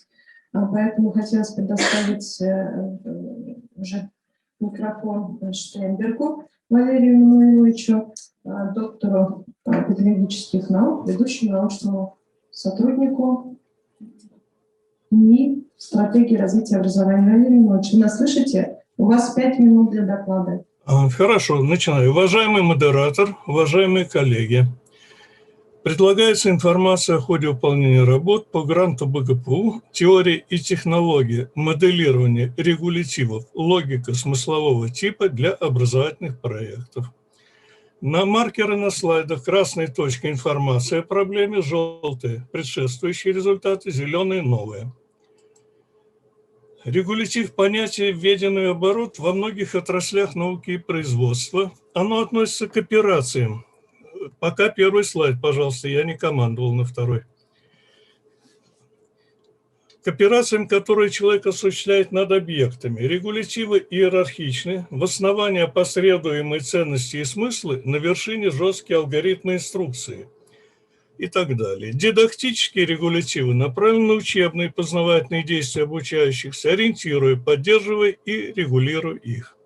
То есть визуальный дидактический регулятив – важный компонент технологии обучения, а регулятив как дидактическая категория – актуальная тема научных исследований и разработок. Сегодня с приходом удаленного и дистанционного форматов обучения необходимы наглядные средства, поддерживающие интеллектуальную деятельность, способствующие теоретическому анализу и обобщению сформированных образов представлений у обучающегося. При этом они должны проектироваться рекомендованными средствами, то есть универсальными учебными действиями, быть в определенной степени универсальными, обеспечивать преемственность в обучении. Педагогики делаются попытки приспособить зарубежные разработки из бизнеса, но реальные результаты, отвечающие перечисленным требованиям, получены только нашей научной лаборатории. Слайды 2, 3 и 4 последовательно. Скриншоты с результатами поиска по теме грантов в базах научно-исследовательских работ Российской академии образования, электронной библиотеки Library и интернет-сети подтверждает, что направление Уфимской научной школы по решению актуальной проблемы вполне конкурентно и полезно практически, что также иллюстрируется информацией, размещенной на облаке. Ссылочки можно предоставить. Это работа учителей школ республики, диссертации по теме исследования, монографии, энциклопедии, методические работы учителей и, что важно, методические самостоятельные разработки в интернете. Раздел 2. Задачи работ по гранту. Первое. Исследование визуальных дидактических регулятивов как инструментов учебной деятельности для аудиторного и дистанционного форматов обучения. Второе. Определение, развитие и формирование базовых структур визуальных дидактических регулятивов. Третье. Разработка прикладных, полезных для практики аспектов регулятивов. И четвертое. Защита результатов исследований и опубликование их в высокорейтинговых изданиях. Раздел 3. Результаты работ по гранту 2020 год. Слайд 5, пожалуйста. В основе регулятивов логико-смысловые модели, не существовавшие ранее в педагогике и включающие два компонента – понятийный и графический. Слайд 6. Современный знаниевый уклад требует готовить учащихся к использованию особой формы представления знаний, схем, формул и моделей. То есть познавательное восхождение должно опираться на механизмы мышления современного специалиста, включая третью сигнальную систему, незаслуженно обойденной нашей педагогикой. Слайд 7. Исследование позволило определить прогноз развития предмета исследования, то есть визуальных дидактических регулятивов логико-смыслового типа, и сформировать базовые структуры таких регулятивов, представленные в верхней строке слайда. Слайд 8. Можно видеть, что понятийно-графические средства наглядности занимают важное место в системе средств знаково-символической наглядности, а визуальные регулятивы логико-смыслового типа среди них. Слайд 9. Функционал визуального регулятива логико-смыслового типа включает три важные функции: поддержка познавательной, моделирующей и навигационной видов деятельности. Слайды 10-11.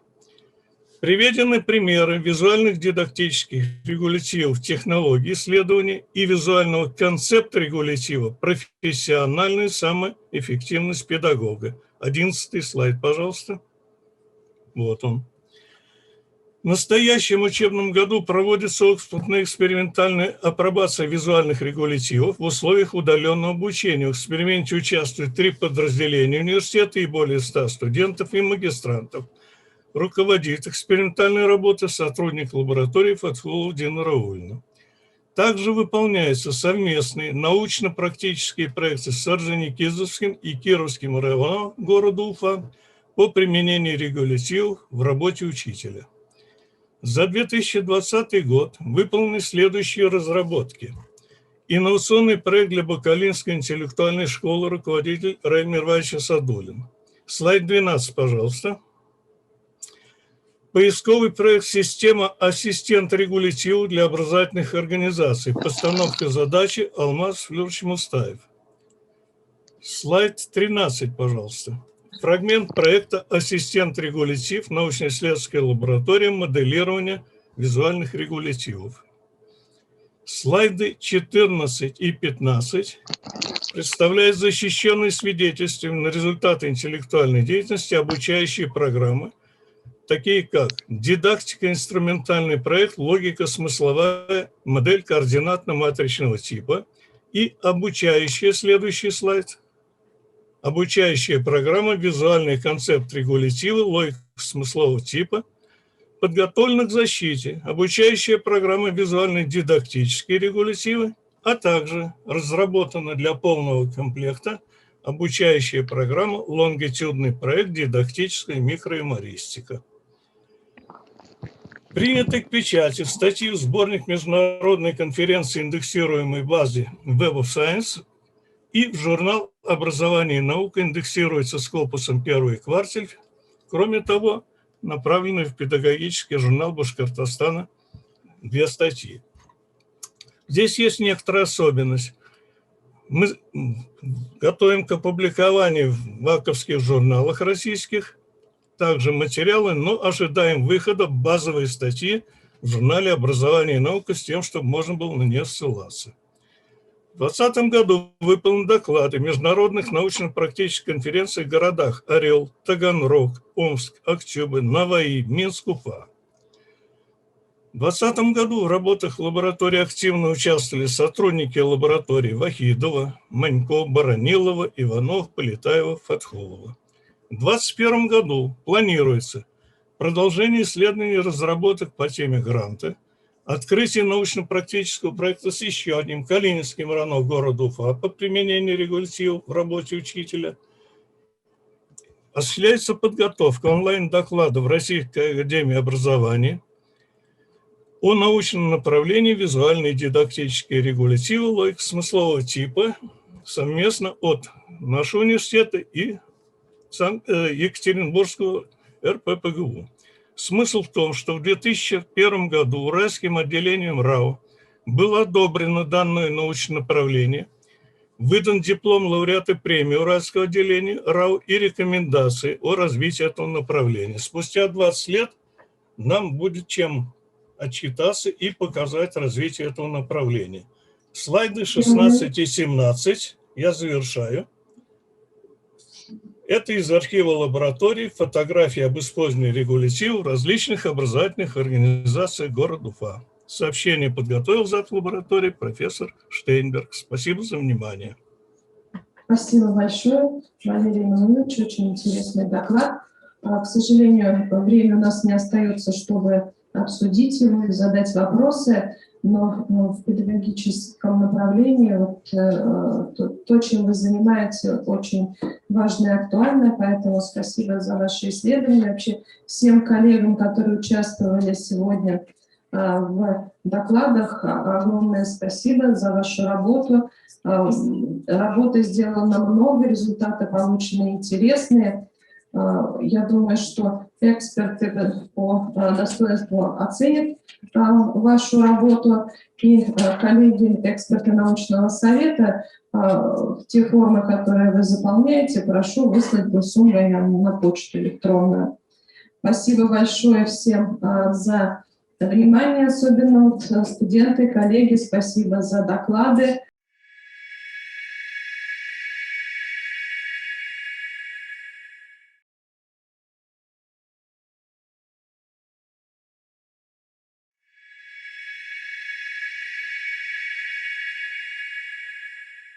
Уважаемые студенты, преподаватели, сотрудники, мы продолжаем работу в рамках празднования Дня российской науки. И хочется сказать, во-первых, то, что часть студентов у нас так и осталась, интересные вопросы педагогики и других наук, которые наши ученые покажут в рамках мастер-классов. Хочется сказать, что большая часть зрителей сейчас у нас будет находиться в Zoom и YouTube-канале. Еще разочек, кто присоединился, и я еще не успела поздравить вас с Днем российской науки, от души поздравляю. Желаю вам творческих успехов. Хочу, чтобы вы занимались все время фронтирными направлениями научных исследований, а фронтир, он не стоит на месте, он всегда движется вперед.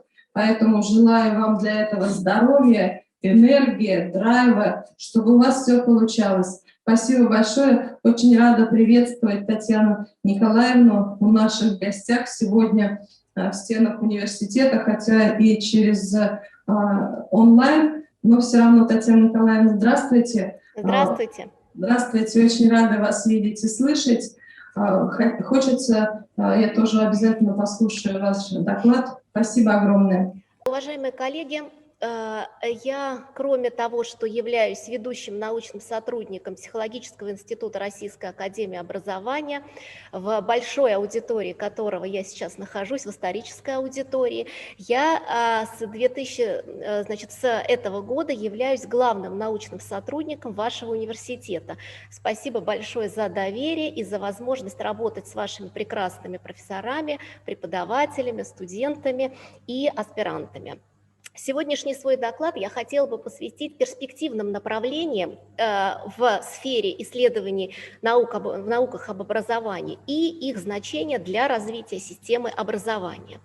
Конечно же, вся исследовательская деятельность в сфере наук об образовании связана с основной задачей школьного обучения. Это повышение эффективности обучения каждого ученика, а без знания процессов развития обучения, понимания специфики их взаимодействия в разные периоды жизни современного школьника и осознание роли факторов, формирующих индивидуальное различие в успешности обучения, невозможно разработать научно обоснованные, индивидуально ориентированные технологии обучения, направленные на повышение уровня академической успешности каждого ученика. И, конечно же, большинство направлений, перспективных направлений в сфере наук об образовании связано с поиском факторов успешности в школьном обучении. Почему успешность в школьном обучении? Потому что в первую очередь именно она связана с психологическим благополучием ребенка на всем протяжении школьного обучения и при дальнейших траекториях образования. Школьная успешность является предиктором социально-экономического благополучия во взрослой жизни и показателем физического и психического здоровья во взрослом возрасте. Кроме того, успешность в школьном обучении определяет социальный статус ребенка и в классе, и в школе, и социальный статус семьи через сохранение репутации, через уровень успеваемости ребенка.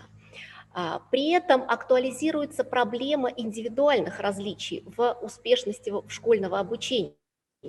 Так, широкий диапазон индивидуальных различий мы наблюдаем с вами в каждом классе, у каждого учителя, в каждой школе, в каждом регионе России, от крайне успешных показателей обучения до крайне неуспешных.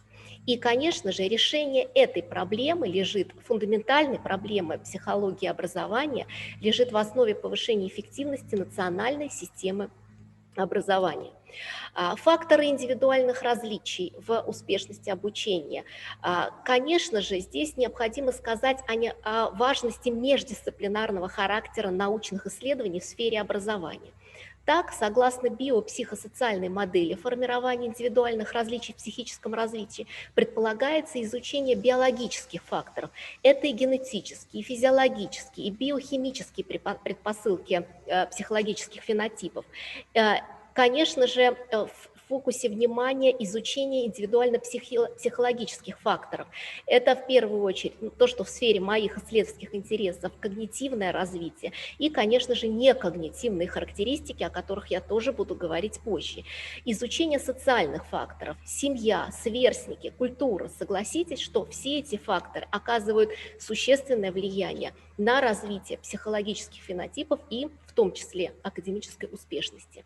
Вот этот слайд я представила лишь для того, чтобы показать всю сложность, комплексность изучения каждого из этих факторов. Вот в частности изучение среды. Согласно теории экологических систем Ури Бронфенбреннера выделяются группы социальных факторов, которые формируют индивидуальные различия в психологическом развитии.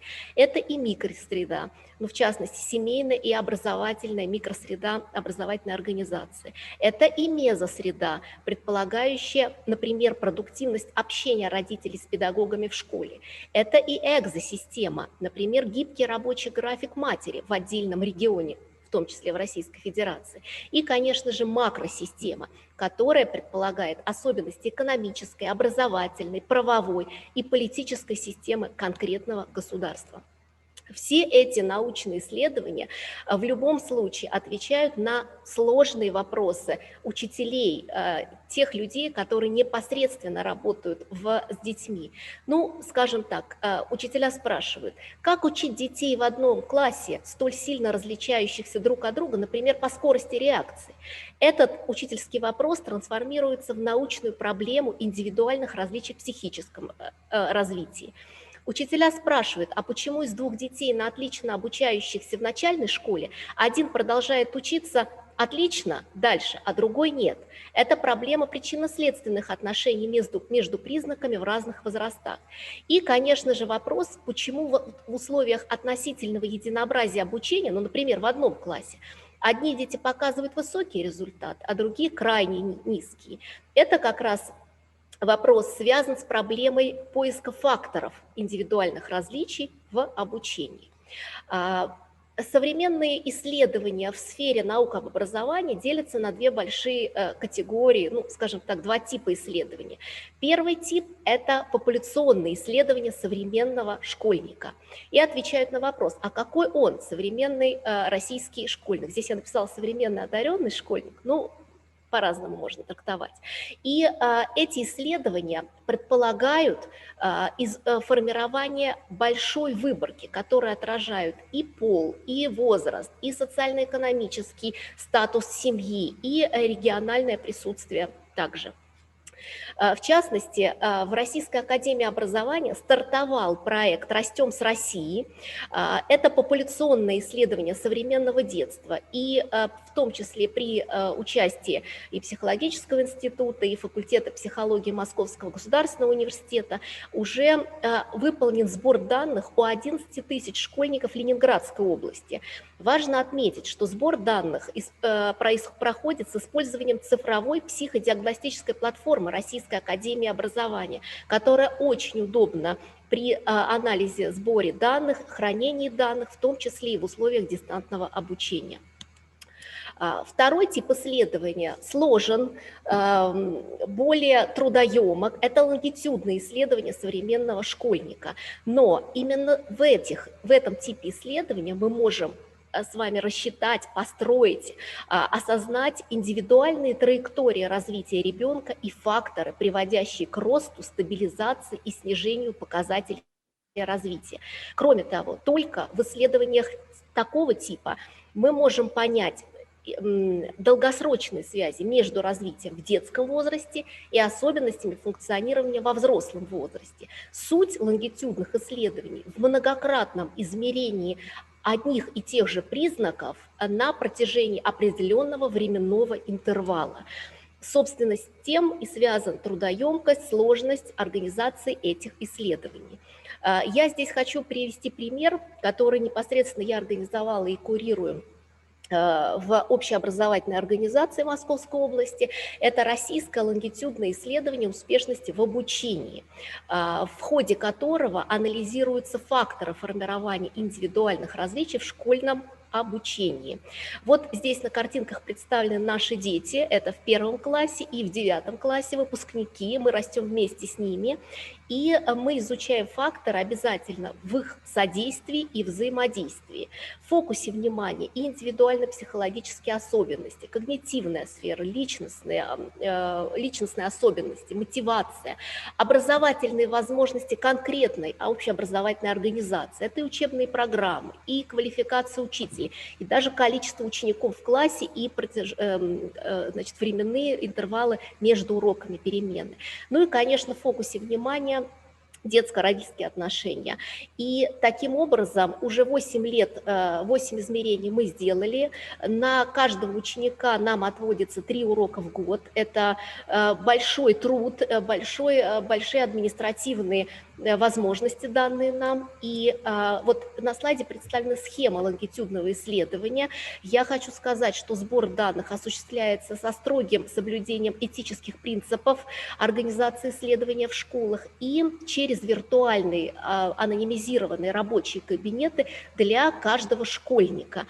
И таким образом применение компьютеризированного сбора данных еще раз подтвердило правомерность такого сбора данных, ну вот в частности в условиях дистанционного обучения, которое было в конце прошлого учебного года. И вот такими интересными для детей заданиями мы пользуемся. Скорость переработки информации. Мы оцениваем точность и скорость реакции на правильный ответ. Ну, в частности, цифру все видели. Ребенок как можно быстрее нажимает на клавишу соответствующей цифры. Следующий показатель – это зрительно-пространственная память. Обратите внимание, ребенку нужно воспроизвести последовательность зажигания кубика нажатием на нужные кубики с помощью компьютерной мыши. Задание постоянно увеличивается, и здесь мы измеряем количество правильно выполненных последовательностей. И вот один из интересных психологических фенотипов, которыми мы занимаемся, одними из первых в российской науке, это чувство числа. Что такое чувство числа? Это способность к одномоментному восприятию количеств. Вот здесь, в этом задании, ученику необходимо решить, предъявляемый массив содержит больше синих или желтых точек. Причем обратите внимание, как быстро появляется. И ученик нажимает на S или G. Это очень интересный психологический признак, который лежит в основе математической успешности школьной успешности и дальнейших достижений в математике. Это в дальнейшем я буду это называть несимволически выраженные количества.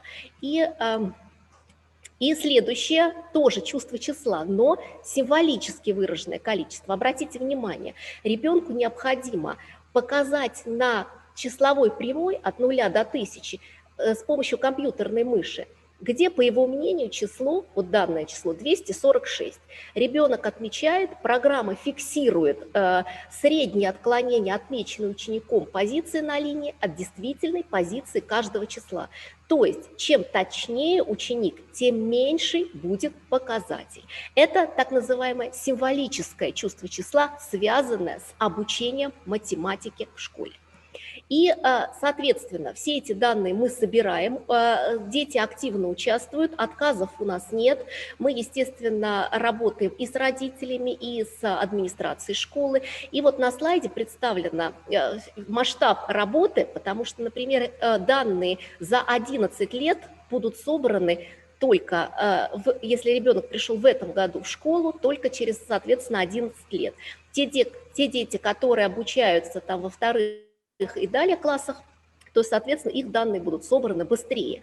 А то, что мы каждый год включаем показатели, исследуем детей, которые вновь приходят в школу, то это открывает нам возможность ответить на важный вопрос. А вот дети, которые сегодня приходят в школу, они отличаются от тех, которые приходили 3 года назад, 5 лет назад.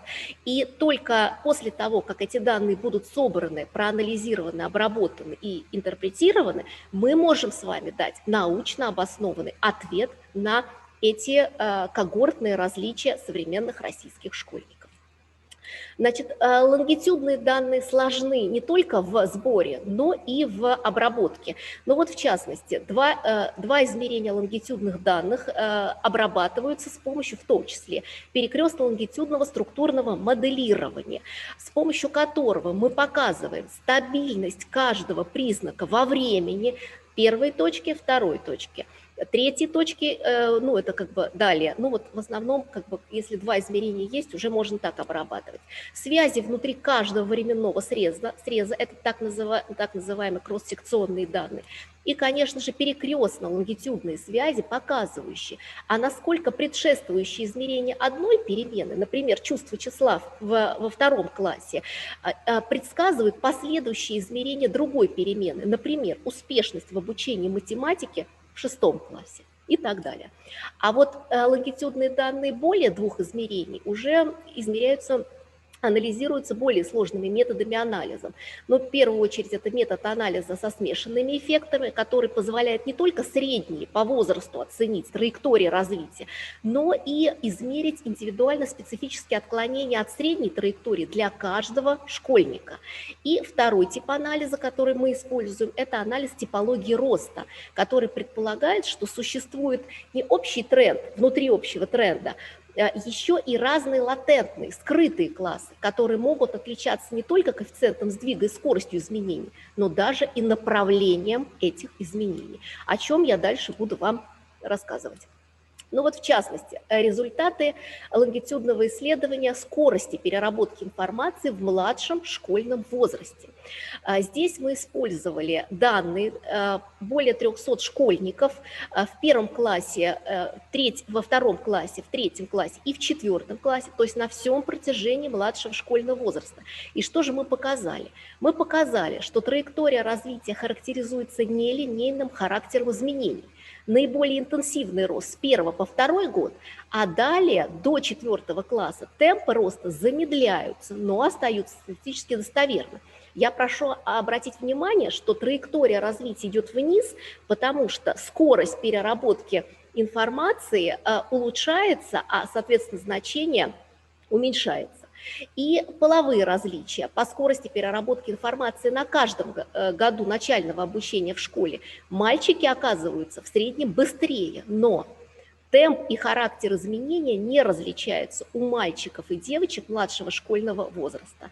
То есть кросс-секционные исследования нам дали бы различия, а лонгитюдные исследования говорят о том, что темп и характер изменения в младшем школьном возрасте у мальчиков и девочек не различается. Обратите внимание, мальчики и девочки, их траектории, и вот они очень похожи. Дальше, вот то самое чувство числа, о котором я вам рассказывала. Вот я сейчас запущу еще раз, чтобы понять, то есть, что дети делали. Значит, то же самое на протяжении всего года измерений, то есть это 4 года сбора данных. Мы исследовали 138 школьников, 4 измерения с интервалом в 1 год. Что же мы получили? Мы получили, что траектория развития характеризуется нелинейным характером изменений с замедлением уже к концу начального обучения. Но обратите внимание, на нижней картинке мы выделили 2 типологии роста, развития. Первое, это красная, тренд показан красной линией, это траектория роста, это те дети, у которых происходит рост вот этого несимволического чувства числа с 1 по 4 класс. Но есть еще и 21% детей, у которых не происходит роста этого показателя. Причем, обратите внимание, на старте школьного обучения они не различались. И вот сейчас задача психологов образования понять, а почему, с чем, с какими факторами связан тот факт, что у детей 21% не происходит развитие этого показателя чувства числа. И, собственно, а как в дальнейшем при приходе в среднюю школу, при делении математики на алгебру и геометрию будет влиять вот это чувство числа, развитие или, скажем так, стабилизация этого показателя в начальной школе на дальнейшую успешность. Ну и дальше. Это исследование было опубликовано нами в 2009 году в журнале Web of Science первого кварталя Developmental Science. Все есть в открытом доступе, и в конце презентации я все ссылочки указала. Значит, следующее исследование – это чувство числа и его связь с другими когнитивными функциями. Также 4 измерения. И здесь мы изучаем как раз 2 чувства числа. Обратите внимание, это то, что связано с математикой, это вот на числовой линии, когда школьники у нас отмечали позицию числа на линии, это верхний график, и нижний, это как раз вот сине-желтые точки. И посмотрите, что мы здесь показываем. Один психологический признак, но 2 его разных показателя. В большей мере связаны с обучением и в меньшей мере связаны с обучением. И мы здесь показали компенсаторный паттерн изменений символического чувства числа, верхний рисунок, то есть который характеризуется уменьшением разрыва между детьми со временем. Школьники с более высокой точностью в 1 классе продемонстрировали менее медленный рост на протяжении начального обучения, а те, кто был менее точен, тот этих детей в 4 классе догнал. Вот посмотрите, как у нас сужаются эти индивидуальные траектории. А вот что касается чувства числа не символического, сине-желтые точки, нижний рисунок, здесь мы видим, что эффект обучения минимален. Эти данные опубликованы нами в журнале первого кварталя, в очень высокорейтинговом журнале PLOS ONE в 2020 году. Тоже есть в открытом доступе, можно посмотреть. Дальше, когнитивные функции, общая академическая успешность, то есть то, с чем связаны основные задачи исследований в науках образования. Здесь кросс-секционные исследования, срез 1 года, ученики первых 11 классов, 6,5 лет до 19, и что же мы показали? Мы показали, что на всех 3 уровнях школьного обучения структура взаимосвязи задается универсальной моделью. Вот эта модель. Я прошу прощения на английском, но просто совсем недавно взяла, мы опубликовали эту статью в Behavioral Science, тоже это 2 кварталь Web of Science, и тоже в открытом доступе можно ознакомиться. Значит, что мы получили? Что, согласно этой модели, я сейчас все расшифрую, скорость переработки информации лежит в основе невербального флюидного интеллекта, рабочей памяти и чувства числа, которые, в свою очередь, оказывают влияние на показатель общей академической успешности, основанный на 3 показателях успешности обучения: математике, языку и естественным наукам, биология. И важно, что эта модель является универсальной для юношей и девушек, но еще более важно то, что вклад когнитивных показателей от начальной школы до старших классов снижается. Этот факт зафиксирован и в ведущих мировых исследованиях, но вот у нас получилось в начальной школе 35% дисперсии показателей академической успешности с помощью когнитивных показателей мы объяснили, основанных на оценках учителей. И, соответственно, всего лишь, сейчас я вот вспомню точно, значит, и всего лишь 12%, увидела, 12% в старших классах. Это говорит о том, что в более старшем возрасте уже в дело, я прошу прощения за бытовой термин, вступают уже не когнитивные показатели, например, мотивация, личностные какие-то характеристики, что, собственно, мы изучаем и далее. Например, большая пятерка личностных черт, интеллект и общая академическая успешность. Это тоже кросс-секционное исследование, данные одного среза старших школьников.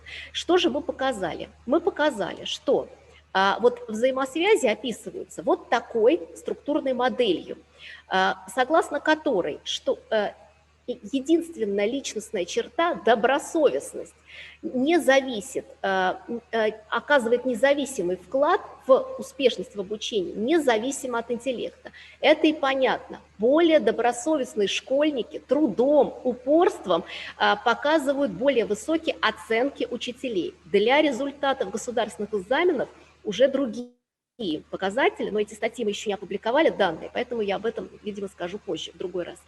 И обратите внимание, что открытость опыту и экстраверсия влияют, вносят вклад в успешность в школьном обучении через показатели интеллекта. Но открытость опыту – это понятно, потому что иногда эту личностную черту называют личностным интеллектом, если можно так сказать. И вот эта модель, и эти данные опубликованы нами в журнале «Вопросы психологии» на русском языке в 2020 году. И, соответственно, теперь исследования, которые у нас есть, очень сильно пересекаются с той проблематикой исследований, в котором я буду участвовать в вашем университете. Это когнитивное развитие, в том числе и обучение языку. То есть это проблемы полилингвального образования, обучения и так далее. Я тоже коротко расскажу об этих исследованиях.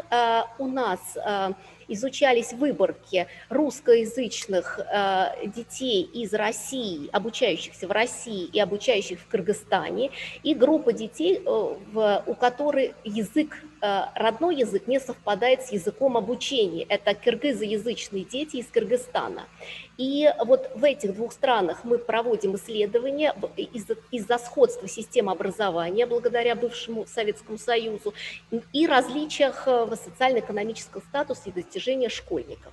Значит, что же мы получили? Мы получили, что в ситуации, когда родной язык не совпадает с языком обучения, даже в старшем школьном возрасте требуются большие когнитивные ресурсы для выполнения стандартизированных заданий по русскому языку. Речь идет о государственных экзаменах. И выявили кросс-культурные различия в структуре. У школьников, которые обучались в России, наряду с интеллектом актуализируется рабочая память. То есть и здесь остается вопрос для дискуссии. Это цели экзамена, потому что ЕГЭ в России – это для проверки знаний, усвоенных знаний, а единый государственный экзамен в Кыргызстане, у них называется общереспубликанское тестирование, это для выявления потенциально возможных детей, которые могут учиться в университете, одаренных, скажем так, способных или так далее. И, соответственно, дискуссия остается, цель экзамена или действительно есть что вспоминать, качество образовательной среды. Эти данные опубликованы в вопросах психологии тоже в 2017 году, тоже можно ознакомиться. Плюс мы изучаем когнитивные предикторы успешности обучения русскому языку как неродному. Это в той ситуации, когда родной язык не совпадает с языком обучения. И здесь мы изучаем две выборки из Молдавии и Кыргызстана. Значит, также две страны сходства системы обучения и разные социально-экономические условия и достижения школьников. Значит, что же мы получили? Что вне зависимости от языковой группы, молдавский или киргизский язык, в структуре связи с показателями успешности в учении языку актуализируется скорость переработки информации, что является специфичным именно для процессов изучения русского языка, как неродного. Эти статья тоже опубликована в Psychology in Russia State of Facts. Значит, все эти исследования, несомненно, призваны позитивно повлиять на развитие системы образования. Прежде всего, для обучающихся эти данные вот в образовательных организациях, где я работаю, создают условия, научную основу для психолого-педагогических условий для максимального раскрытия интеллектуального потенциала детей. То есть в моей школе мы вводим индивидуальные учебные планы в старших классах, в том числе с учетом когнитивных возможностей и ограничений школьников. Для родителей мы доносим, скажем так, понимание индивидуальных и возрастных возможностей, что главное ограничение, собственно, когнитивных, личностных и мотивационных ресурсов своих детей. У педагогов открывается возможность непрерывного профессионального роста, а в школе создается психологически комфортная и безопасная образовательная среда с учетом индивидуально-психологических особенностей обучающихся. Ну и в целом, конечно, для системы образования это мы работаем над созданием научной основы для технологий индивидуализированного обучения и методов оценки качества образования. И, конечно же, все это неразрывно связано с приоритетной задачей национальной системы обучения – повышение эффективности образования каждого ученика. И, уважаемые коллеги, если позволите, в заключение я буквально специально для студентов, молодых ученых университета хотела бы поделиться информацией и пригласить к сотрудничеству, к выполнению исследований в рамках Совета молодых ученых и специалистов Российской академии образования. Этот совет создан у нас в 2013 году, я являюсь председателем этого совета, и сейчас в составе работает 15 молодых ученых и педагогов, студентов и преподавателей университетов, среди которых 6 лауреатов медали молодым ученым за успехи в науке и 1 призер Всероссийского конкурса «Учитель года 2019». Вот деятельность нашего совета в 2020 году в сложных эпидемиологических условиях строилась по 3 направлениям. Это наука, связанная с решением актуальных научных проблем в сфере наук об образовании. Это практика, сфокусированная на работе в школах и для школ, и квалификация, где уделялось внимание профессиональному росту и повышению социальной активности научной молодежи. Значит, коротко, научные проекты в сфере наук об образовании мы реализуем в рамках инновационных площадок Российской академии образования, проектах, финансируемых научными фондами, ну и, конечно, на общественных началах. Нами проводятся исследования, направленные на совершенствование психологического сопровождения образования. Ну, в частности, здесь такая инициатива у нас благодаря Юрию Петровичу Зинченко и Андрею Дмитриевичу Каприну. Мы встречались с молодыми медиками, и вот уже сейчас в процессе организации нового междисциплинарного проекта с участием людей, переживших онкологических заболеваний. Значит, по направлению наук нами изданы 10 статей под руководством членов Академии.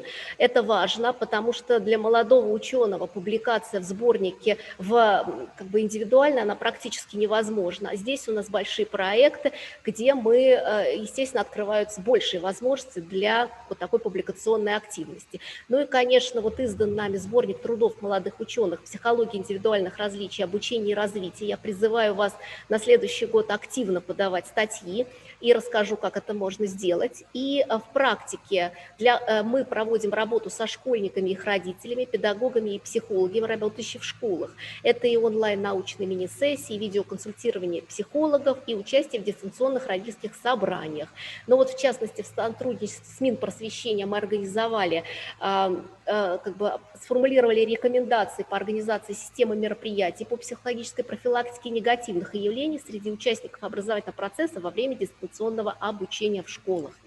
Просветительскую работу проводим активно. Вы видите здесь фотографии, но в частности вот мы готовим лекции для цифрового научно-просветительского проекта Российской академии образования и Департамента образования и науки города Москвы для школьников «Научные субботы». Ну и, конечно, профессиональный рост и повышение социальной активности. А вот здесь я призываю вас пристальное внимание уделить вот этому слайду и увидеть, что Российская академия образования ежегодно организует конкурс молодых ученых в области наук об образовании на взыскание премии, медали молодым ученым за успехи в науке Российской академии образования. И вот подробно, значит, я сейчас чуть попозже расскажу. Мы организуем научные конференции молодых ученых каждый год, это в дистанционном формате, и среди участников 2020 года у нас и молодые учителя, и преподаватели университетов и колледжей, и специалисты даже по ПМС-центров были. И вот как раз медаль РАО и премия РАО. Уважаемые коллеги, значит, пожалуйста, следите за объявлениями на сайте Совета молодых ученых и на сайте Российской академии образования. Ссылочка приводится. Я хочу сказать, что этот конкурс проводится нами в 2 этапа. Первое – это конкурс молодых ученых на соискание медали. А второе, уже конкурс среди лауреатов медали на соискание премии Попечительского совета Российской академии образования. И каждая премия составляет 500 тысяч рублей. Это премия, это не грантное исследование, поэтому я считаю, что нужно как бы активизироваться и активно участвовать. Значит, я, уважаемые коллеги, благодарю за внимание. На слайде вы представлены публикации, там, где есть открытый доступ, есть ссылки, и, соответственно, свою презентацию я могу потом в режиме демонстрации передать организаторам. Спасибо большое, еще раз с Днем науки, и призываю молодых ученых активнее участвовать в работе и нашего совета, в работе вашего университета и в выполнении проектов, исследовательских проектов в области наук об образовании. Спасибо за внимание. Благодарим вас. У нас поступил вопрос, он звучит следующим образом. Что вы можете сказать про репрезентативность вашей выборки? И еще один вопрос. Услышали информацию про методику Big Five, большая пятерка. В связи с этим вопрос. Что вы можете рассказать про теоретико-методологические основы вашего исследования? Так, ну что же, хорошо. Значит, про репрезентативность выборки. Лонгитюдные исследования, то есть по кросс-секционным исследованиям, сначала про репрезентативность. В наших исследованиях принимают, вот кросс-секционные исследования были сформированы на выборке из 7 общеобразовательных организаций Российской Федерации, и кросс-культурный контекст я оставляю за пределами, то есть это порядка, если я не ошибаюсь, это работа, данные моей докторской диссертации 2016 года, порядка 5000 испытуемых. Это большие данные, но я хочу сказать, что, в принципе, конечно, чтобы нам важны популяционные исследования, чтобы каждый регион представил своих участников, но здесь смысла не в репрезентации данных в том, что каким образом мы их интерпретируем. Если это популяционное исследование, идет, естественно, охват и масштабность интерпретации. Мы же исследуем когнитивные механизмы академической успешности, и для этой выборки, ну, как бы этого количества детей достаточно. Что касается про теоретико-методологические основы исследований, но мы изучаем в русле когнитивной психологии. То есть и фактически здесь говорит как бы основания таковы, что показатели переработки информации, восприятия, развития когнитивной системы лежат в основе дальнейших образовательных достижений человека. То есть это в русле когнитивной психологии. Что касается большой пятерки, ну, естественно, это большая пятерка личностных черт. Это мы сейчас, более того, что мы адаптировали, вы знаете, что ее можно использовать, этот опросник, только в старшем школьном возрасте. Сейчас мы адаптировали тоже опросник, диагностирующий большую пятерку, но в среднем школьном возрасте это опросник Барбаранелли.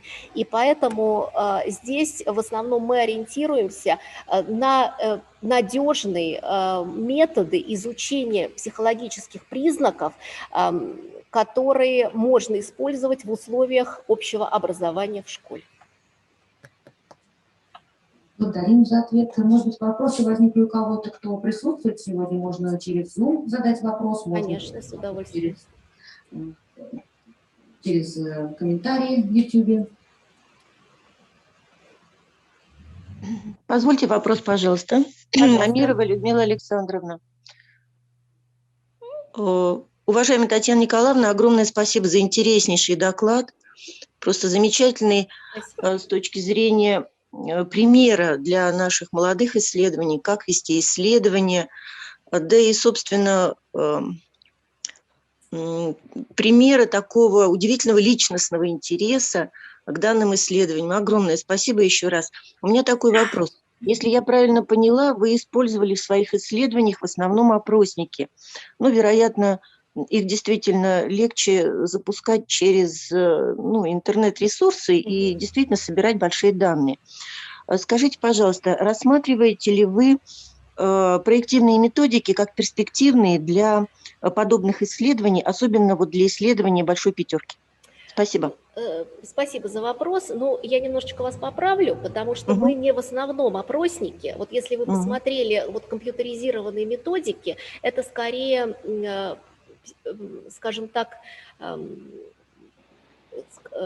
психодиагностический инструментарий. То есть фактически мы меряем скорость переработки информации. То есть это же не опросник, это фактически ребенок. То есть это психодиагностические инструменты, которые исключают социальную желательность, исключают, ну, скажем так, какие-то, может быть, субъективные факторы, ребенок не в настроении, да, с утра или что-то его обидели и так далее. То есть фактически, вот более того, что в этих исследованиях, то есть это вот компьютеризированная тестовая батарея на определение уровня когнитивного развития школьника, то есть она фактически дает нам возможность, скажем так обработать данные, что мы можем идентифицировать так называемых кликеров, которые, ну, ребенок не хочу делать, хотя я все практически сама провожу, например, если это лонгитюд, я в своей общеобразовательной организации сама все это провожу. И вот, то есть мы можем, он быстро просто так вот нажимает, знаете, щелкает и так далее. То есть мы с помощью статистических методов можем почистить эти данные и понять, и посмотреть, что насколько ребенок добросовестно, в соответствии с инструкцией, этому подошел. Что касается опросников, которые мы применяем, значит, личностные черты, это да, это большая пятерка. По данным уже опубликованным, этот инструмент является одним из самых надежных, причем мы адаптировали его для российской выборки в том числе и смотрели через факторный анализ, через конформаторный факторный анализ, мы смотрели, насколько вот эти 5 факторов на нашей выборке воспроизводится. Мы все это понимаем, что нужно как бы надежные инструменты использовать. А при этом я хочу сказать, что мы делаем лонгитюдные исследования, мы просто не имеем права использовать ненадежный инструментарий, потому что мы и так занимаем 3 урока в год для каждого ребенка, и мы просто, вы даже не поверите, с какой тщательностью весь этот инструментарий проходит апробацию. Если это иностранные методики, мы, естественно, их адаптируем, русскоязычные версии создаем и очень тщательно ко всему подходим. А вот что касается проективных методов, я здесь осторожничаю. Почему? Потому что здесь очень большой эффект эксперта. И что такое, например, как я собираю данные? Я прихожу в школу, у меня есть компьютерный класс, там 15 компьютерных мест. Соответственно, уже весь класс я не могу посадить, но И это хотя бы в малых группах. Опросники, да, с ними проще. Вот, например, Big Five или там мотивационный этот опросник Шпината, то есть это тоже у нас сейчас будет опубликоваться, будут опубликованы психометрические характеристики всех тестов, то есть это достаточно серьезная работа, предварительная проводится, чем просто идти в школу и просить детей как бы ответить на эти вопросы. А по проективным методам фактически получается индивидуальная работа, да, и там большая проблема в том, что вот фактор субъективизма. То есть мы использовали в свое время, в ранних исследованиях, я использовала вот эти тесты творческие, креативности Торренса, там дорисуй, там и так далее. И здесь получаются большие очень как бы сомнения по поводу экспертной оценки. То есть понятно, что мы делаем альфа-Кронбуху согласованности экспертной оценки, это тоже мы делаем. Но, например, вот тот же показатель оригинальности в тесте Торренса, он очень сильно варьируется от выборки. Если вы возьмете, если вы возьмете просто обычную общеобразовательную школу, у вас будет рейтинг детей по оригинальности одним образом сформирован. Если вы идете в школу с междисциплинарным обучением, то у вас рейтинг будет совсем другой. Или, например, вы идете в музыкальную школу, там, в Гнесинку, там, то есть у вас тоже, соответственно, рейтинг другой. И поэтому вот сопоставимость этих данных, она как бы проблемна. Поэтому вот в своем лонгитюде я уже вот на протяжении, вот сейчас уже 9-й год, я использую вот только очень надежные методики, в которых, во-первых, они опубликованы психометрические данные, а во-вторых, проверены на русскоязычной выборке. Поэтому это очень, очень большие затраты, и мы не можем просто так прийти и дать методику, ну вот потому что как бы хотим там что-то проверить. Вот. Это очень сложно, и инструментарий, это вот и в психологическом сопровождении образования, это проблема инструментария. То есть как сделать так, чтобы действительно инструмент мерил то, что, для чего он заложен, и чтобы это было действительно надежно и удобно в системе общего образования. А вот насчет проективных методов я осторожничаю, и в лонгитюде у меня нет проективных методов. Спасибо большое. Возможно, еще у кого-то есть вопросы?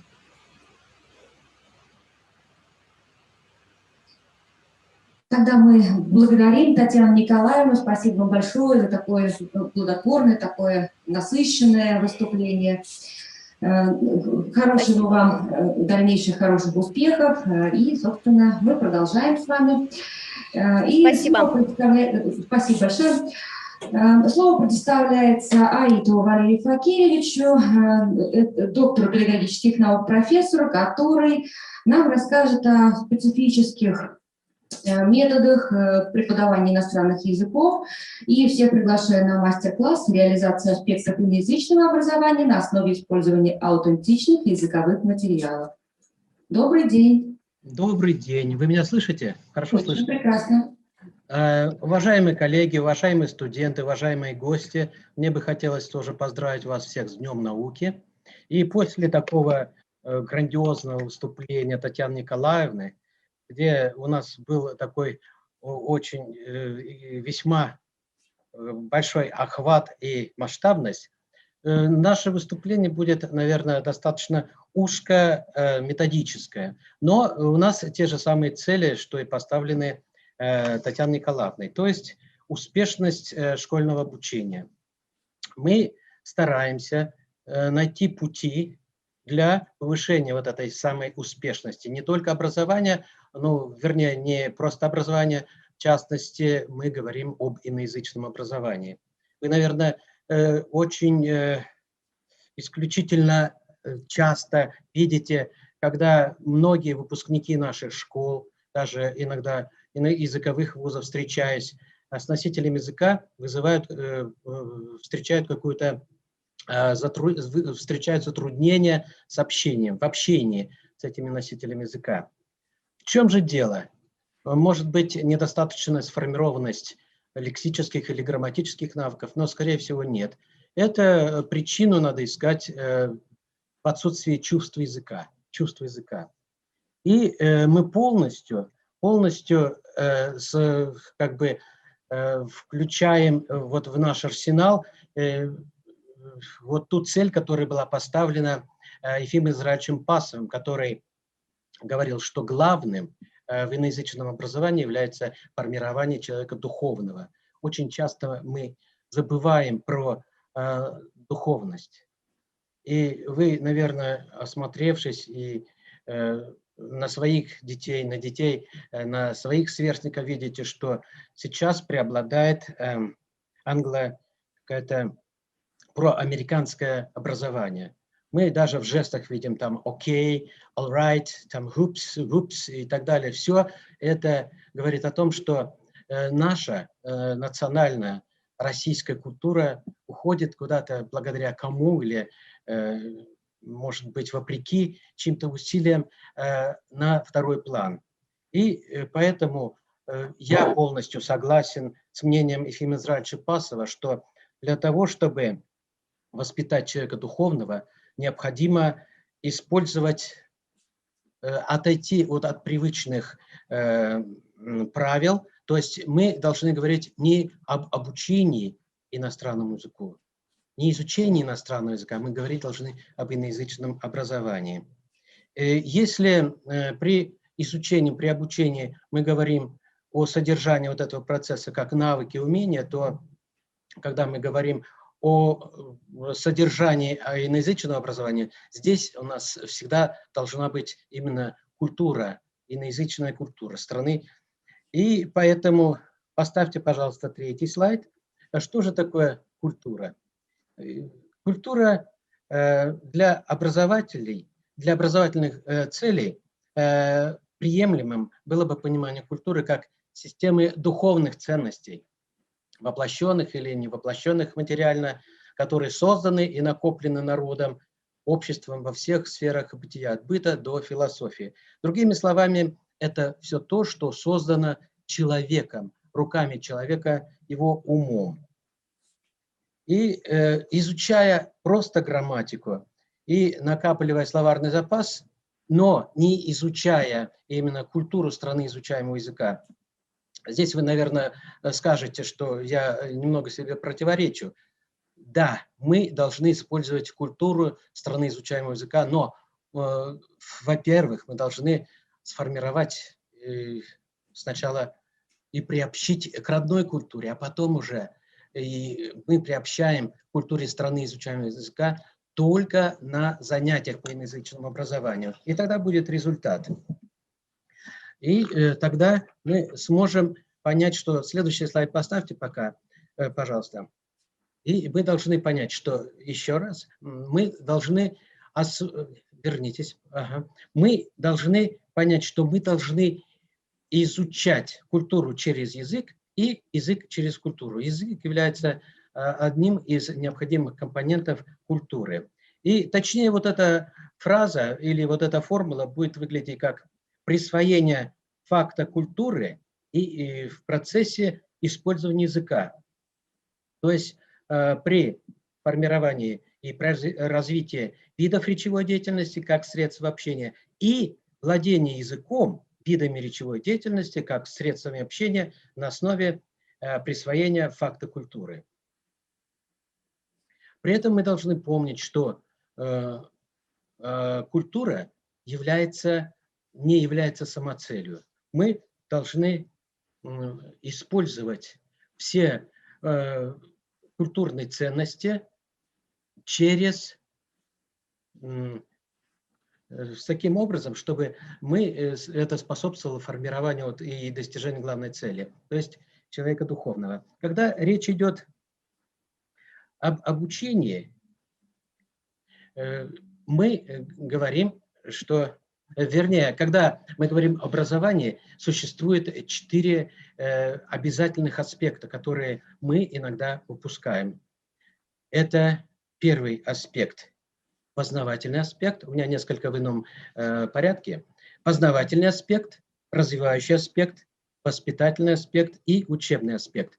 Может быть, здесь в этом утверждении нет ничего нового, но если мы при использовании фактов языка будем как раз помнить о том, что есть у нас 4 аспекта, мы тогда уже обречены на успех. То есть Познавательный аспект – мы познаем культуру народа, включая его язык. Развивающий аспект – мы развиваем способности к владению и к осуществлению речевой деятельности. Воспитательный аспект, который обычно упускается, он должен быть всегда на первом месте. Это формирование нравственных качеств человека.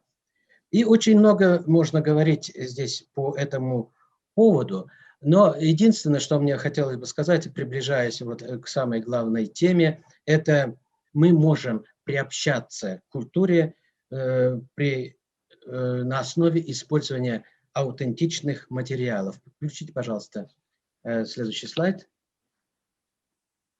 Что такое аутентичные материалы? Вот с точки зрения авторов методического словаря, это устные письменные тексты, являющиеся реальным продуктом носителя языка, не адаптированные для нужд учащихся. То есть все те материалы, которые созданы носителями языка и для носителей языка, но не для учебных целей. Мы помним, что есть такие учебные материалы, и факт, наверное, остается фактом, что все учителя применяют эти аутентичные материалы. Единственное, что отличает, предположим, человека, который занимается наукой, это систематичность и целесообразность и регулярность использования этих материалов для реализации тех самых факторов. Это именно я имею в виду познавательный аспект, аспект развивающий, воспитательный и учебный в конце. Итак, какие у нас могут быть учебные материалы? Давайте посмотрим. Следующий слайд. Это аудиовизуальные материалы, телевизионная реклама, художественные и документальные фильмы, телешоу, мультфильмы, клипы, новости, аудиоматериалы. Это аудиокниги, песни, реклама, передачи по радио. Визуальные материалы, картины, фотографии, слайды, дорожные знаки, марки, открытки. Печатные материалы – это газетные статьи, спортивные колонки, тексты песен и так далее. В чем назначение аутентичных материалов? В том, что они характеризуются естественностью лексического наполнения и грамматических форм. Здесь обязательно присутствует ситуативная адекватность языковых средств, и они отражают национальные особенности и традиции построения и функционирования текста. Что же делается в Институте филологического образования и межкультурных коммуникаций? Тот институт, который мне посчастливилось представлять. Ну, во-первых, давайте включим следующий слайд. У нас идет руководство курсовыми и дипломными работами по использованию, темами которых является использование тех или иных аутентичных материалов в формировании лингвокультурологической компетентности и компетенции в данном случае. В частности, социально значимых, общедоступных прагматических материалов, аудио и аудиовизуальных материалов. Затем, здесь уже вот слайд, материалов бытового характера, это личные письма, анекдоты, статьи, отрывки из дневников, кулинарные рецепты и так далее. И следующий слайд. Материалы, которые, наверное, обладают самой большой лингводидактической ценностью, это у нас материалы, это пословицы, поговорки, это лучшие образцы инокультурной поэзии и песни на иностранных языках. В настоящий момент наша кафедра совместно с преподавателями, языковедами с параллельных кафедр готовим такую очень серьезную статью, где мы раскрываем сущность аутентичных материалов, в частности, пословиц и поговорок, для формирования лингвокультурологической компетенции, то есть способности осуществлять инокультурную коммуникацию, используя лучшие примеры народа, иноязычного народа, и те, которые выражают дух народа и душу народа. И недавно, вот поэтому, наверное, и мы были приглашены, у нас вышла монография. Включите, пожалуйста, слайд. Вышла монография, это коллективная монография. Одним из авторов выступила Мария Андреевна Ярыкина, доцент Института иностранных языков, Школы высшей экономики. Мы полностью, наверное, посвятили себя, вот как Мария Андреевна, так и ваш покорный слуга, посвятили изучению роли песенного материала. Когда-то в дальние 90-е годы была защищена первая диссертация кандидатская, и я благодарен Сергею Филипповичу Шатилову, кто его еще помнит. Он был руководителем. Это было то самое время, когда культурологический материал не использовался, и мы были, наверное, новаторами. Песенный материал стал регулярно использоваться в учебном процессе. Это было настоящее исследование, и Сергей Филиппович, он даже приходя на занятия, был такой двухлетний эксперимент в одной из школ города Ленинграда, это школа номер 3 Петроградской стороны. Ты кладешь окончание «а» или «я». Простите, это, наверное, не меня. Итак, у нас была своя цель исследования, были свои методы исследования, гипотеза и, естественно, очень своевременная новизна для того исследования. Мы разработали специально для того времени так называемый Singlish, это английский язык с помощью песен, и с первых моментов разработали традиции, разработали принципы отбора и методику работы с песенным материалом. То есть это была одна из первых работ. Затем, по прошествии многих лет, многие студенты, многие аспиранты взялись за продолжение исследования этой темы. И вот это был Александр Иванов, затем Саакян, это из Москвы, из Ленинграда, и, наконец, Ярыкина, Мария Андреевна Ярыкина, тоже завершила, наверное, вот эту эпопею по исследованию лингводидактического материала как материала научного. И мы решили вот написать совместно такую монографию, которая и недавно вышла. Таким образом, последнее, пожалуйста, слайд включите. Можно сделать вывод, что регулярное и целенаправленное использование иноязычного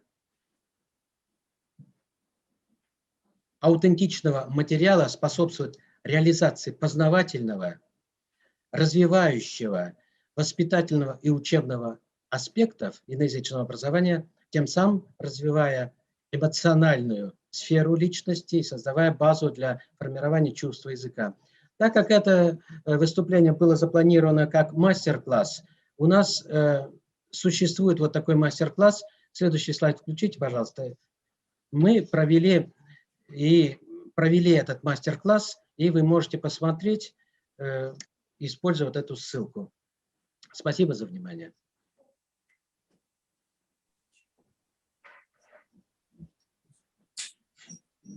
Благодарим вас за интересный текст. Хотелось бы услышать, может быть, у кого-то возникли вопросы. Я пока не вижу вопросов ни в комментариях к YouTube, ни здесь. Ну, у меня возник следующий вопрос. Почему вы выбрали именно иноязычную песню для научного исследования? Вопрос, я не знаю, видимо, у каждого педагога, у каждого исследователя есть тот момент, может быть, в детстве, который послужил, что ли, толчком для того, чтобы вы выбрали профессию. Вот для меня был таким толчком. Однажды я услышал песню в исполнении ансамбля Beatles. Это было давно-давно, это был начало 70-х. И почему-то это вот стало стартерным эффектом. Я после этого подумал, что я стану обязательно преподавателем английского языка. Но со временем я общался, и одним из, наверное, достижений вот моего исследования было то, что музыка, она подвластна всем, и каждый человек, если он будет, скажем, слушать музыку и пытаться исполнять, он сможет, вот как раз это развивающий аспект иноязычного образования, вообще любого образования, он станет музыкальным. И вот я как бы являюсь примером того, что у меня никогда не было ни слуха, ни голоса, но сейчас я, благодаря тому, что регулярно и целенаправленно слушаю музыку, и затем даже посвятил себя исследованию этому в иноязычном образовании, я сейчас полностью убежден, что нужно обязательно это все слушать. Музыка, она делает человека добрее и лучше. Спасибо вам большое, благодарим вас. Мы движемся дальше, и вспоминается шутка, которая бытует в научной среде. Она звучит следующим образом. Списывание с одного источника – это плагиат.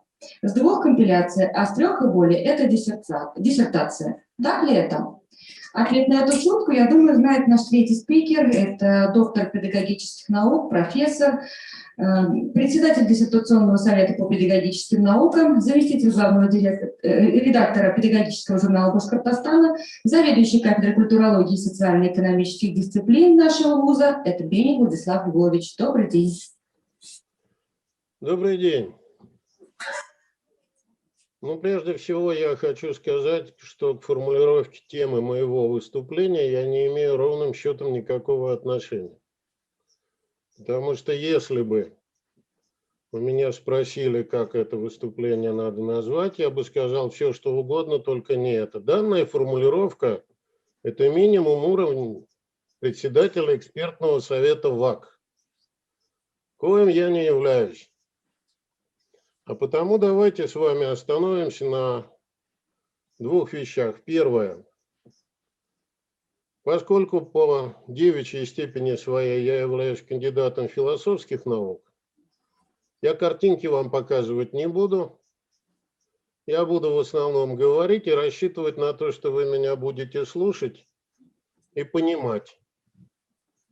И второе, те моменты, о которых я сейчас намерен сказать, это моменты, которые вытекают из практики работы моей. И если кто-то решит, что к нему это не относится, ну, очень хорошо, я буду рад за этого человека. Что же касается разговора о диссертационных исследованиях вообще и диссертациях по педагогике в частности, я хотел бы начать с вопросов, которые мне прислали еще несколько дней назад. Звучит он так. Мне хотелось бы поконкретнее узнать нынешние современные требования экспертной комиссии ВАК к подготовке диссертационного исследования. На сайте ВАК есть только общие требования. Какой год меняются правила? Какие самые важные требования актуальны сейчас в 2021 году? Короче, значит, коллеги дорогие, те, кто собираются писать кандидатские, докторские, давайте с вами договоримся. Есть только два документа, которые не меняются, но они определяют все. Один документ называется «Порядок присуждения ученых степеней», другой документ называется «Положение о диссертационном совете». К сожалению, как показывает моя практика, не всегда господа соискатели, даже на стадии завершения своих исследований, дают себе труд ознакомиться с этими двумя документами. И не надо поэтому спрашивать, а что там сегодня сказали в ВАКе? В ВАКе говорят одно и то же. Соответствуйте требованиям положения о присуждении ученых степеней. Второй момент, тоже из вопроса, заданного накануне. Приведите, пожалуйста, примеры успешных, возможно, прошедших защиту. Кстати, если она не прошла защиту, то как сделать вывод о том, что она успешная? Ну, каков вопрос, так я и читаю. Успешных диссертаций по направлению подготовки 13.0008. Конкретный пример оформления гипотезы и новизны во избежание путаницы, типичных ошибок и далее. Значит, будьте любезны, уважаемые господа соискатели, отвыкайте паразитировать. Регулярно на сайте ВАК вывешивается список утвержденных диссертаций. Эти диссертации после защиты, если это кандидатские, то минимум 8 месяцев еще висят на сайте совета, где эта работа была защищена. Ну дайте себе труд сначала заглянуть на сайт ВАКа, а потом заглянуть на сайт совета. Не ждите, что вам кто-то все принесет в готовом виде. Вообще, если уж говорить за науку, то как писал или говорил великий экклезиаст, во многом знании много печали, так вот готовьтесь печалиться от трудов-то ваших. Немножко себе труд-то дайте посмотреть документ. Есть еще один очень важный документ, который, к сожалению, у меня складывается впечатление, наши соискатели и аспиранты вообще не смотрят. Это ГОСТ. ГОСТ, государственный стандарт по публикациям, государственный стандарт, потому что такое вообще научная работа, что такое статья, что такое тезисы. Вот эти все материалы. Посмотрите, пожалуйста. У нас на сегодняшний день вышел новый ГОСТ, кстати сказать, в этом отношении. Он висит в открытом доступе на странице педагогического журнала Башкортостана. Ну, посмотрите его, чтобы когда человек публиковал тезисы выступления, он потом не говорил, что у него вышла статья, потому что статья отличается от тезисов и объемом, и целью, и задачами, и вообще много чем еще. Но это же надо знать. Когда мы говорим о таких вещах, как стилистика работы, уважаемые коллеги, для того, чтобы написать диссертацию, есть только один способ – надо писать. Причем писать регулярно. Так не бывает, чтобы вы сидели 2 года, как чекист в засаде, а потом быстро-быстро за полгода все написали. Любой труд требует практики. К сожалению, великому, достаточно много лет назад я написал маленький материальчик, он вышел сначала у нас в педагогическом журнале, потом его перепечатал один из московских ведущих журналов с таким пижонским названием «Как не надо писать диссертации». Ну, написал, ну, прокукарекал. Что-нибудь изменилось? Ничего. С точки зрения стилистики. Ну, дайте вы себе труд ознакомиться с элементарными требованиями научного стиля. Дайте вы себе труд понять, в конце концов, что предложение из 8 деепричастных оборотов говорит не о вашей научности, а о вашем неумении выразить собственную мысль. Дайте себе труд, в конце концов, просто читать. Ведь у нас на сегодняшний день удивительно, насколько узкий круг общей эрудиции зачастую демонстрируют соискатели ученых степеней. У нас вообще складывается впечатление, у меня во всяком случае складывается впечатление, что мы имеем дело с таким супер монографическим исследованием. Я понимаю, да, диссертация – это монографическое исследование. Монографа, спешу об одном. Но это не значит, что это одно единственное, о чем вы вообще должны знать. Потому что научную эрудицию никто не отменял. И начинаем мы здесь с философии, с той самой, которую мы сдаем как кандидатский экзамен, и забываем. Уважаемые господа соискатели, они же аспиранты и прочие примазавшиеся к ним руководители.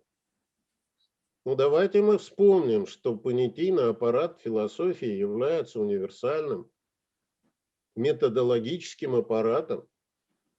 И все эти система, элемент, причина, повод, следствие, необходимость и случайность, что они ведь не просто так когда-то где-то были сформулированы. Сравнительно недавно идет обсуждение диссертации, посвященной системе воспитательной работы в образовательном учреждении. Соискатель вываливает на нас перечень кучи воспитательных мероприятий, никак между собой не связанных. Я у него спрашиваю: уважаемый, скажите, пожалуйста, а что такое вообще понятие система? Каким критериям система должна отвечать для того, чтобы мы ее системой назвали? Человек не смог мне ответить. Я понимаю, в ВУЗе философию преподают... Извините, вас не слышно. В ВУЗе философию преподают, может быть, слишком рано, может быть, не так, как вы хотели бы. Но когда речь идет о занятиях кандидатскими, ну не просто так составляется ведь программа тех предметов, которые должны быть вами освоены, не пройдены, мы прошли и забыли, а освоены. Очень сложно с понятийным аппаратом. Сложно с понятийным аппаратом, потому что, вновь подчеркну, ну мало читаем.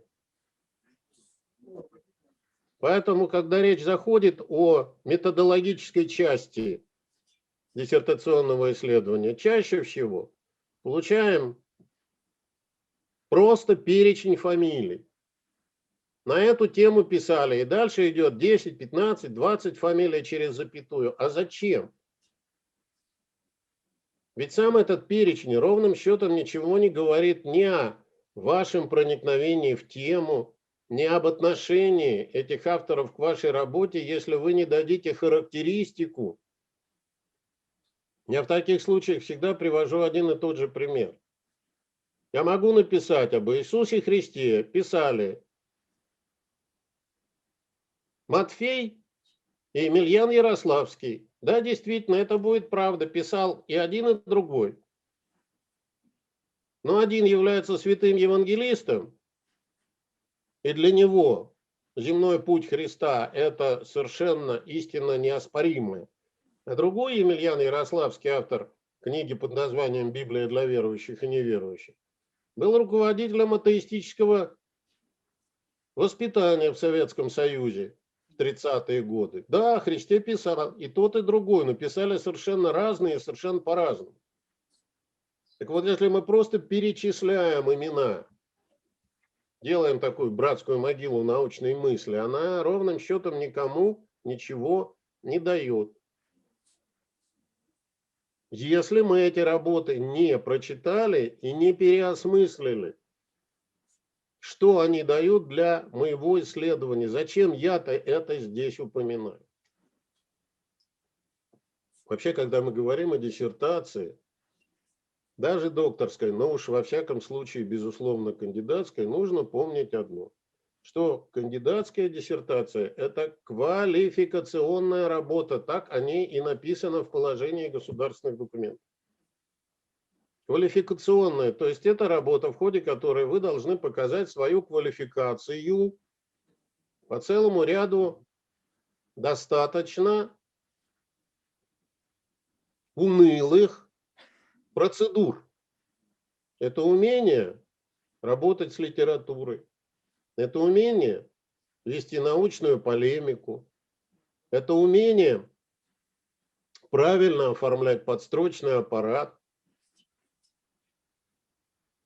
К сожалению, в этом отношении далеко не всегда работы, с которыми мы сталкиваемся, выглядят так, как нам хотелось бы. Еще один момент, который здесь надо подчеркнуть. Очень часто, прочитав тему диссертационного исследования, с первого раза вообще нельзя понять, собственно, что хочет сказать или чему посвящает свои труды тот или иной соискатель. Здесь есть маленькая хитрость. Та тема исследования хороша, которую просто обернуть в вопросную форму. В принципе, формулировка темы – это и есть формулировка того вопроса, ответу на который посвящена работа. Но не принято у нас в научном мире знаком вопроса завершать формулировку темы. В литературе, пожалуйста, кому на Руси жить хорошо? Знак вопроса. Что делать? В научном мире так не принято, хотя я не уверен, что это правильно, но это, что называется, мои проблемы. Но если вам просто перефразировать ваше исследование таким образом, чтобы оно превратилось в вопрос, во-первых, вам сразу просто ответить на вопрос, что вы хотите. Ну, я фантазирую, так сказать, говорю первое попавшееся, что мне приходит в голову. В сущности, структура компетентностного подхода, не к ночи он будь помянут. В сущности, структура компетентностного подхода. Сразу оборачиваем все в вопрос. В чем в сущности, какова структура компетентностного подхода, и становится ясно, о чем здесь будет идти речь. И становится понятна цель. А из цели автоматом вытекают задачи, объект, предмет. Соответствующим образом, когда это ясно себе представляешь, просто сформулировать гипотезу. О гипотезе отдельный разговор. Гипотеза – это вообще больное место всех исследований. Потому что если мы будем говорить о изначальном понятии гипотезы, это ведь предположение, которое выдвигается до начала исследования. И цель исследования не в том, чтобы подтвердить верность гипотезы. Гипотеза нужна для того, чтобы построить логику наших действий. Если наша гипотеза первоначальная не подтвердилась, это не значит, что сделана плохая работа, это не значит, что человек является плохим исследователем, это не значит вообще, что работа сделана зря. Начнем с того, что знать, как не надо делать, это уже знать. А во-вторых и в главных, еще раз повторяю, гипотеза – это средство. И когда одно средство оказывается негодным, что мы делаем? Мы делаем коррекцию гипотезы, мы корректируем гипотезу первоначальную, заменяем ее, исходя из тех представлений, которые у нас складываются на момент данных. Но я еще не помню ни одной защиты, на которой бы не звучала ритуальная фраза. Таким образом, гипотеза нашего исследования подтвердилась. Чаще всего ложь. Чаще всего человек задним числом по написанной работе придумывает, по уже полученным результатам, придумывает себе гипотезу. Поэтому гипотеза и результаты совпадают дословно в 8 случаях из 10. Гипотеза, предположим, что дважды 2 – 4. В результате исследования получили дважды 2 – 4. Не надо лукавить. С другой стороны, это же говорит о том, что не надо неуважительно относиться к формулировке гипотезы. Пока у вас нет гипотезы своего исследования, но вы бессистемно кидаетесь из стороны в сторону, вас в любой момент можно увести куда угодно. А я знаю, к сожалению, случаи, когда люди и на 2-м году обучения внятно не могут сказать, в чем гипотеза исследования, каков объект, каков предмет и что они хотят. Потому что в глазах сквозит только одно. Я хочу степень. Ну хорошо, на здоровье. Благие намерения. Но какими средствами? И, к сожалению, здесь зачастую ситуация оставляет желать много лучшего. Еще один момент, о котором я хотел бы сказать, исходя из своего опыта, это не значит, что это истина в конечной инстанции, кто-то, может быть, сочтет, что дело обстоит, так сказать, несколько иначе, но я полагаю так. Очень важным моментом исследования является ваш личный опыт, накопленный в данной теме.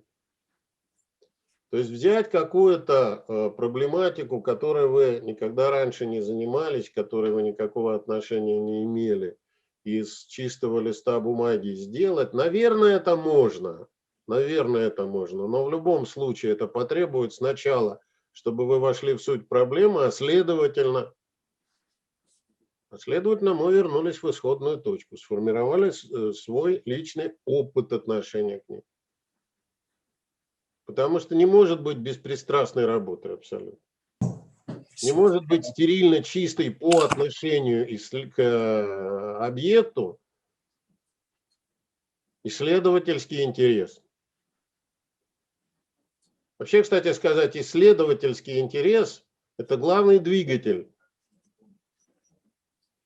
того, что называется диссертация, того, что называется выступление на конференции, того, что называется написание статей. Мы этим занимаемся, потому что это нам интересно, каждому в отдельности. Поэтому очень важно, чтобы ваша тема вам была лично интересна. Не потому, что она модна. Как сейчас уже который год моден компетентностный подход до такой степени, что он всем уже надоел. Я помню, как на одной кафедре, неважно в каком вузе, 30 аспирантов утверждали темы исследований на 1-м году обучения, и у всех 30 был компетентностный подход. Ну, скучно, господи боже ты. Поэтому прежде чем согласиться на ту или иную тему, ну подумайте, вам-то она интересна или нет. Потому что, особенно когда эти люди занимаются исследованием параллельно с основной работой, когда это аспиранты-заочники, когда, да даже если это и аспиранты дневного отделения, все равно мы этим занимаемся за счет собственного времени. А время – это единственный невосполнимый ресурс, который в жизни каждого из нас есть. Я остался без денег, я могу занять у соседа, но если я потратил зря 3 года жизни, я уже ни у кого их не займу. Пожалейте вы себя. Зачем зря тратить 3 года жизни? Они должны приносить удовольствие. Они будут приносить удовольствие, если то, что вы делаете, вам лично интересно. Ну, ищите свой интерес. Кстати, быстрее придете к цели, потому что действовать по принципу, а сейчас просто защищаться по компетентностному подходу, ну, во-первых, защищаться никогда не просто, а во-вторых, я еще раз сказал и повторю, не лучший вариант, когда мы начинаем исходить из того, что где-то кто-то что-то сказал. Ну и, конечно, очень важным моментом, о котором нельзя забывать, является умение письменной и устной речи. Вот здесь у нас, увы, дело обстоит грустно. Дорогие господа соискатели, у вас у всех есть хорошие смартфоны. В них во всех есть функция диктофона. Ну, запишите вы пару-тройку раз свои выступления. когда вы на кафедре докладываетесь или когда вы на конференции выступаете. Ну, послушайте вы себя со стороны. И поймите, что это все слушают другие. Вот это все будут слышать члены совета. Над речью надо работать. Надо работать над речью устной, надо работать над речью письменной. Ну и поскольку я уже достаточно много вам всякого неприятного наговорил, а поверьте мне, что это я говорю не для того, чтобы вам испортить настроение, и не для того, чтобы показать, какой злой дядька волею суде показался во главе нашего диссертационного совета, сам того не желая. Поверьте мне, что все это, в общем, вызвано надеждой что-то все-таки в вашей участи изменить к лучшему и сделать труд по написанию диссертации легче, проще и менее трудозатратным, прежде всего для вас самих. Ну а все остальное, еще раз повторяю, не буду я вам рассказывать, как защищать диссертации. Возьмите 2 документа: положение о диссовете и порядок присуждения ученых степеней. Там все сказано. Если есть какие-то другие вопросы, Бога ради, пожалуйста. Что-то уже вижу. Да, Владислав Владимирович, возникли следующие вопросы. Как вы посоветуете повысить исследовательский интерес? Так. Вот я уже сразу оказался поставленным в тупик. Извините, а вот вы, когда испытывали интерес к своей супруге, вы как-то повышали интерес к именно этой девушке? Или сначала появляется интерес, а потом вы ухаживаете? Вот в принципе люди сначала интересуются какой-то научной темой, а потом с этой темой, с этим интересом уже идут в аспирантуру. Они приходят в аспирантуру для того, чтобы кто-то со стороны подсказал, что вам интересно. Мне никто не говорил, что мне интересно, но мне до сих пор интересно то одно, то другое, то третье. Я не знаю, как ответить на этот вопрос. Еще один вопрос поступил. Скажите, пожалуйста, что бы вы лично изменили в ходе процедуры защиты на сегодняшний день в диссертационных советах? Каким образом, с вашей точки зрения, можно повысить валидность проведения современных исследований? Ну, я не понимаю смысла этих вопросов. Ребят, ну это те вопросы, которые нужно задавать как минимум членам экспертного совета ВАК. Я в данном случае являюсь чиновником, и моя задача как члена диссертационного совета, а тем более его председателя, это не думать о том, как и что изменить, а думать о том, как безукоризненно выполнить то положение, которое существует. Потому что именно за нарушение существующих порядков проведения защиты советы и закрывают.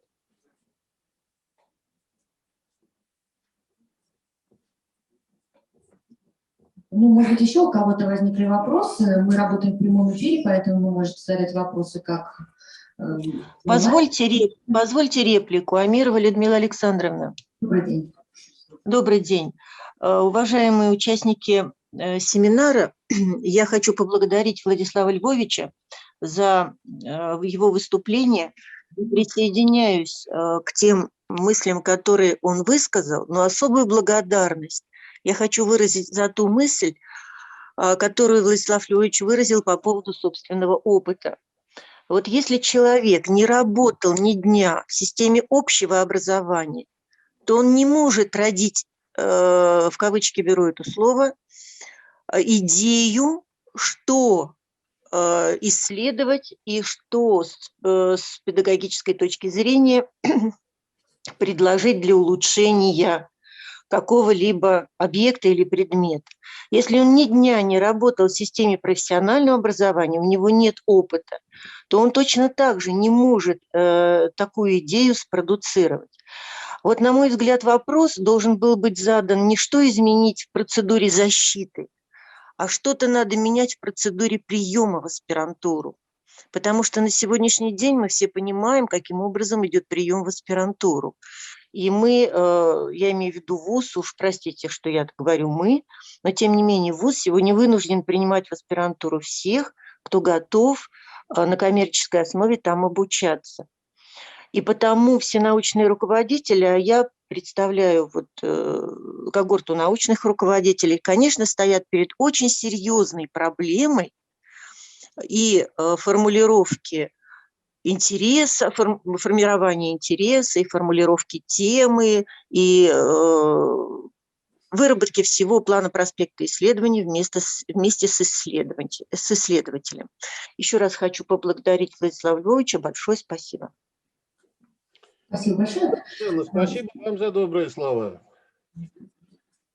Может, еще у кого-то говорить об обучении в аспирантуре меня, честно говоря, еще один момент лично, как бы сказать, ставит в некий тупик. Если мы говорим, что аспирант занимается научной деятельностью, то, в принципе, почему он лишен права на ошибку?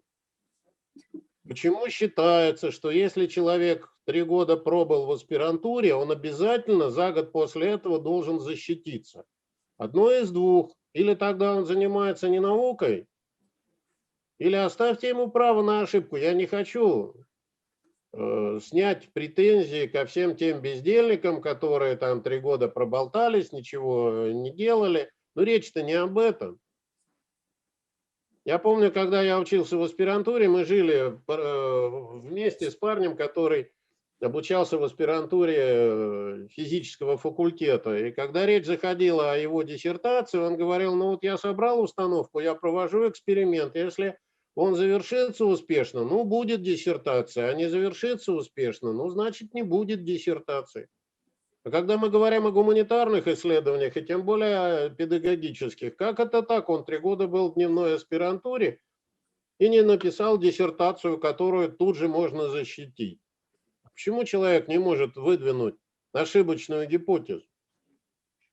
А в результате это все и приводит к тому, против чего я же не выступал, когда мы начинаем задним числом подтасовывать гипотезы, когда мы начинаем задним числом подтасовывать доказательства.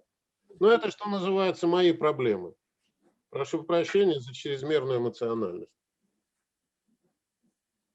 Возможно, еще кто-нибудь хочет комментарий какой-то внести, вопрос задать?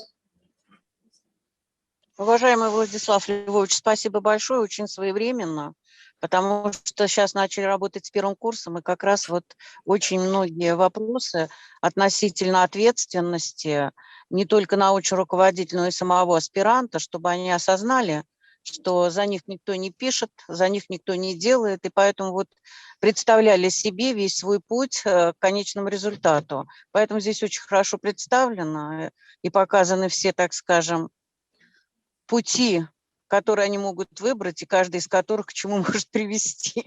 Поэтому спасибо, Владислав Львович. Я думаю, что это не первая, но не последняя встреча, потому что очень важно вот такой обоюдный разговор вести, да, но должна быть еще заинтересована и вторая сторона аспирантская, чтобы они не отмалчивались. Вот, поэтому будем работать. Спасибо, Владислав Львович. Надежда Степановна, спасибо за добрые слова. Владислав Львович, добрый день, уважаемые коллеги. Я тоже с благодарностью, Владислав Львович, вот за ту четкость, которую вы изложили на самом пути подхода к работе. И очень солидарен с вами, что это должно быть сознательно, осознанно и понимаемо. Потому что если нет понимания для себя лично, то все остальное, оно будет вот, информацией около, но не в тебе. И поэтому вот акценты, сделанные на этом личностном и личном интересе в исследовании, это действительно реальный, как сегодня модным словом говорят, драйвер, который может привести к результату. Спасибо, Владислав Львович, очень содержательно.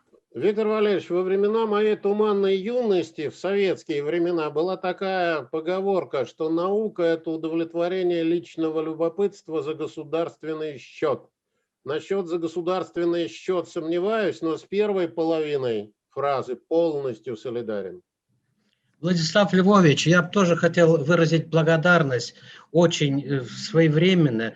Здесь присутствуют мои студенты, аспиранты. Если бы это я все сказал, может быть, 3-4 года назад, то студенты, вернее, аспиранты, наверное, бы уже защитились. Огромное спасибо вам. Валерий Фадеевич, спасибо за добрые слова.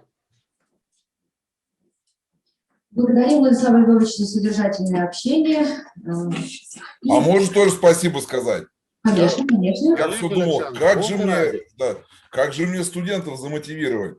И вот Владислав Львович прям с языка сняли. Спасибо, так и буду теперь. Олег Александрович, а как бы вас замотивировать на докторскую? Ну, наверное, вашим путем, так сказать. Как когда-то на защите я обмолвился орально-вербальным. Ну, так, думается. Ну, мы благодарим Владислава Львовича, благодарим всех сегодняшних выступающих, всех участников за выступления, за комментарии, за активное участие.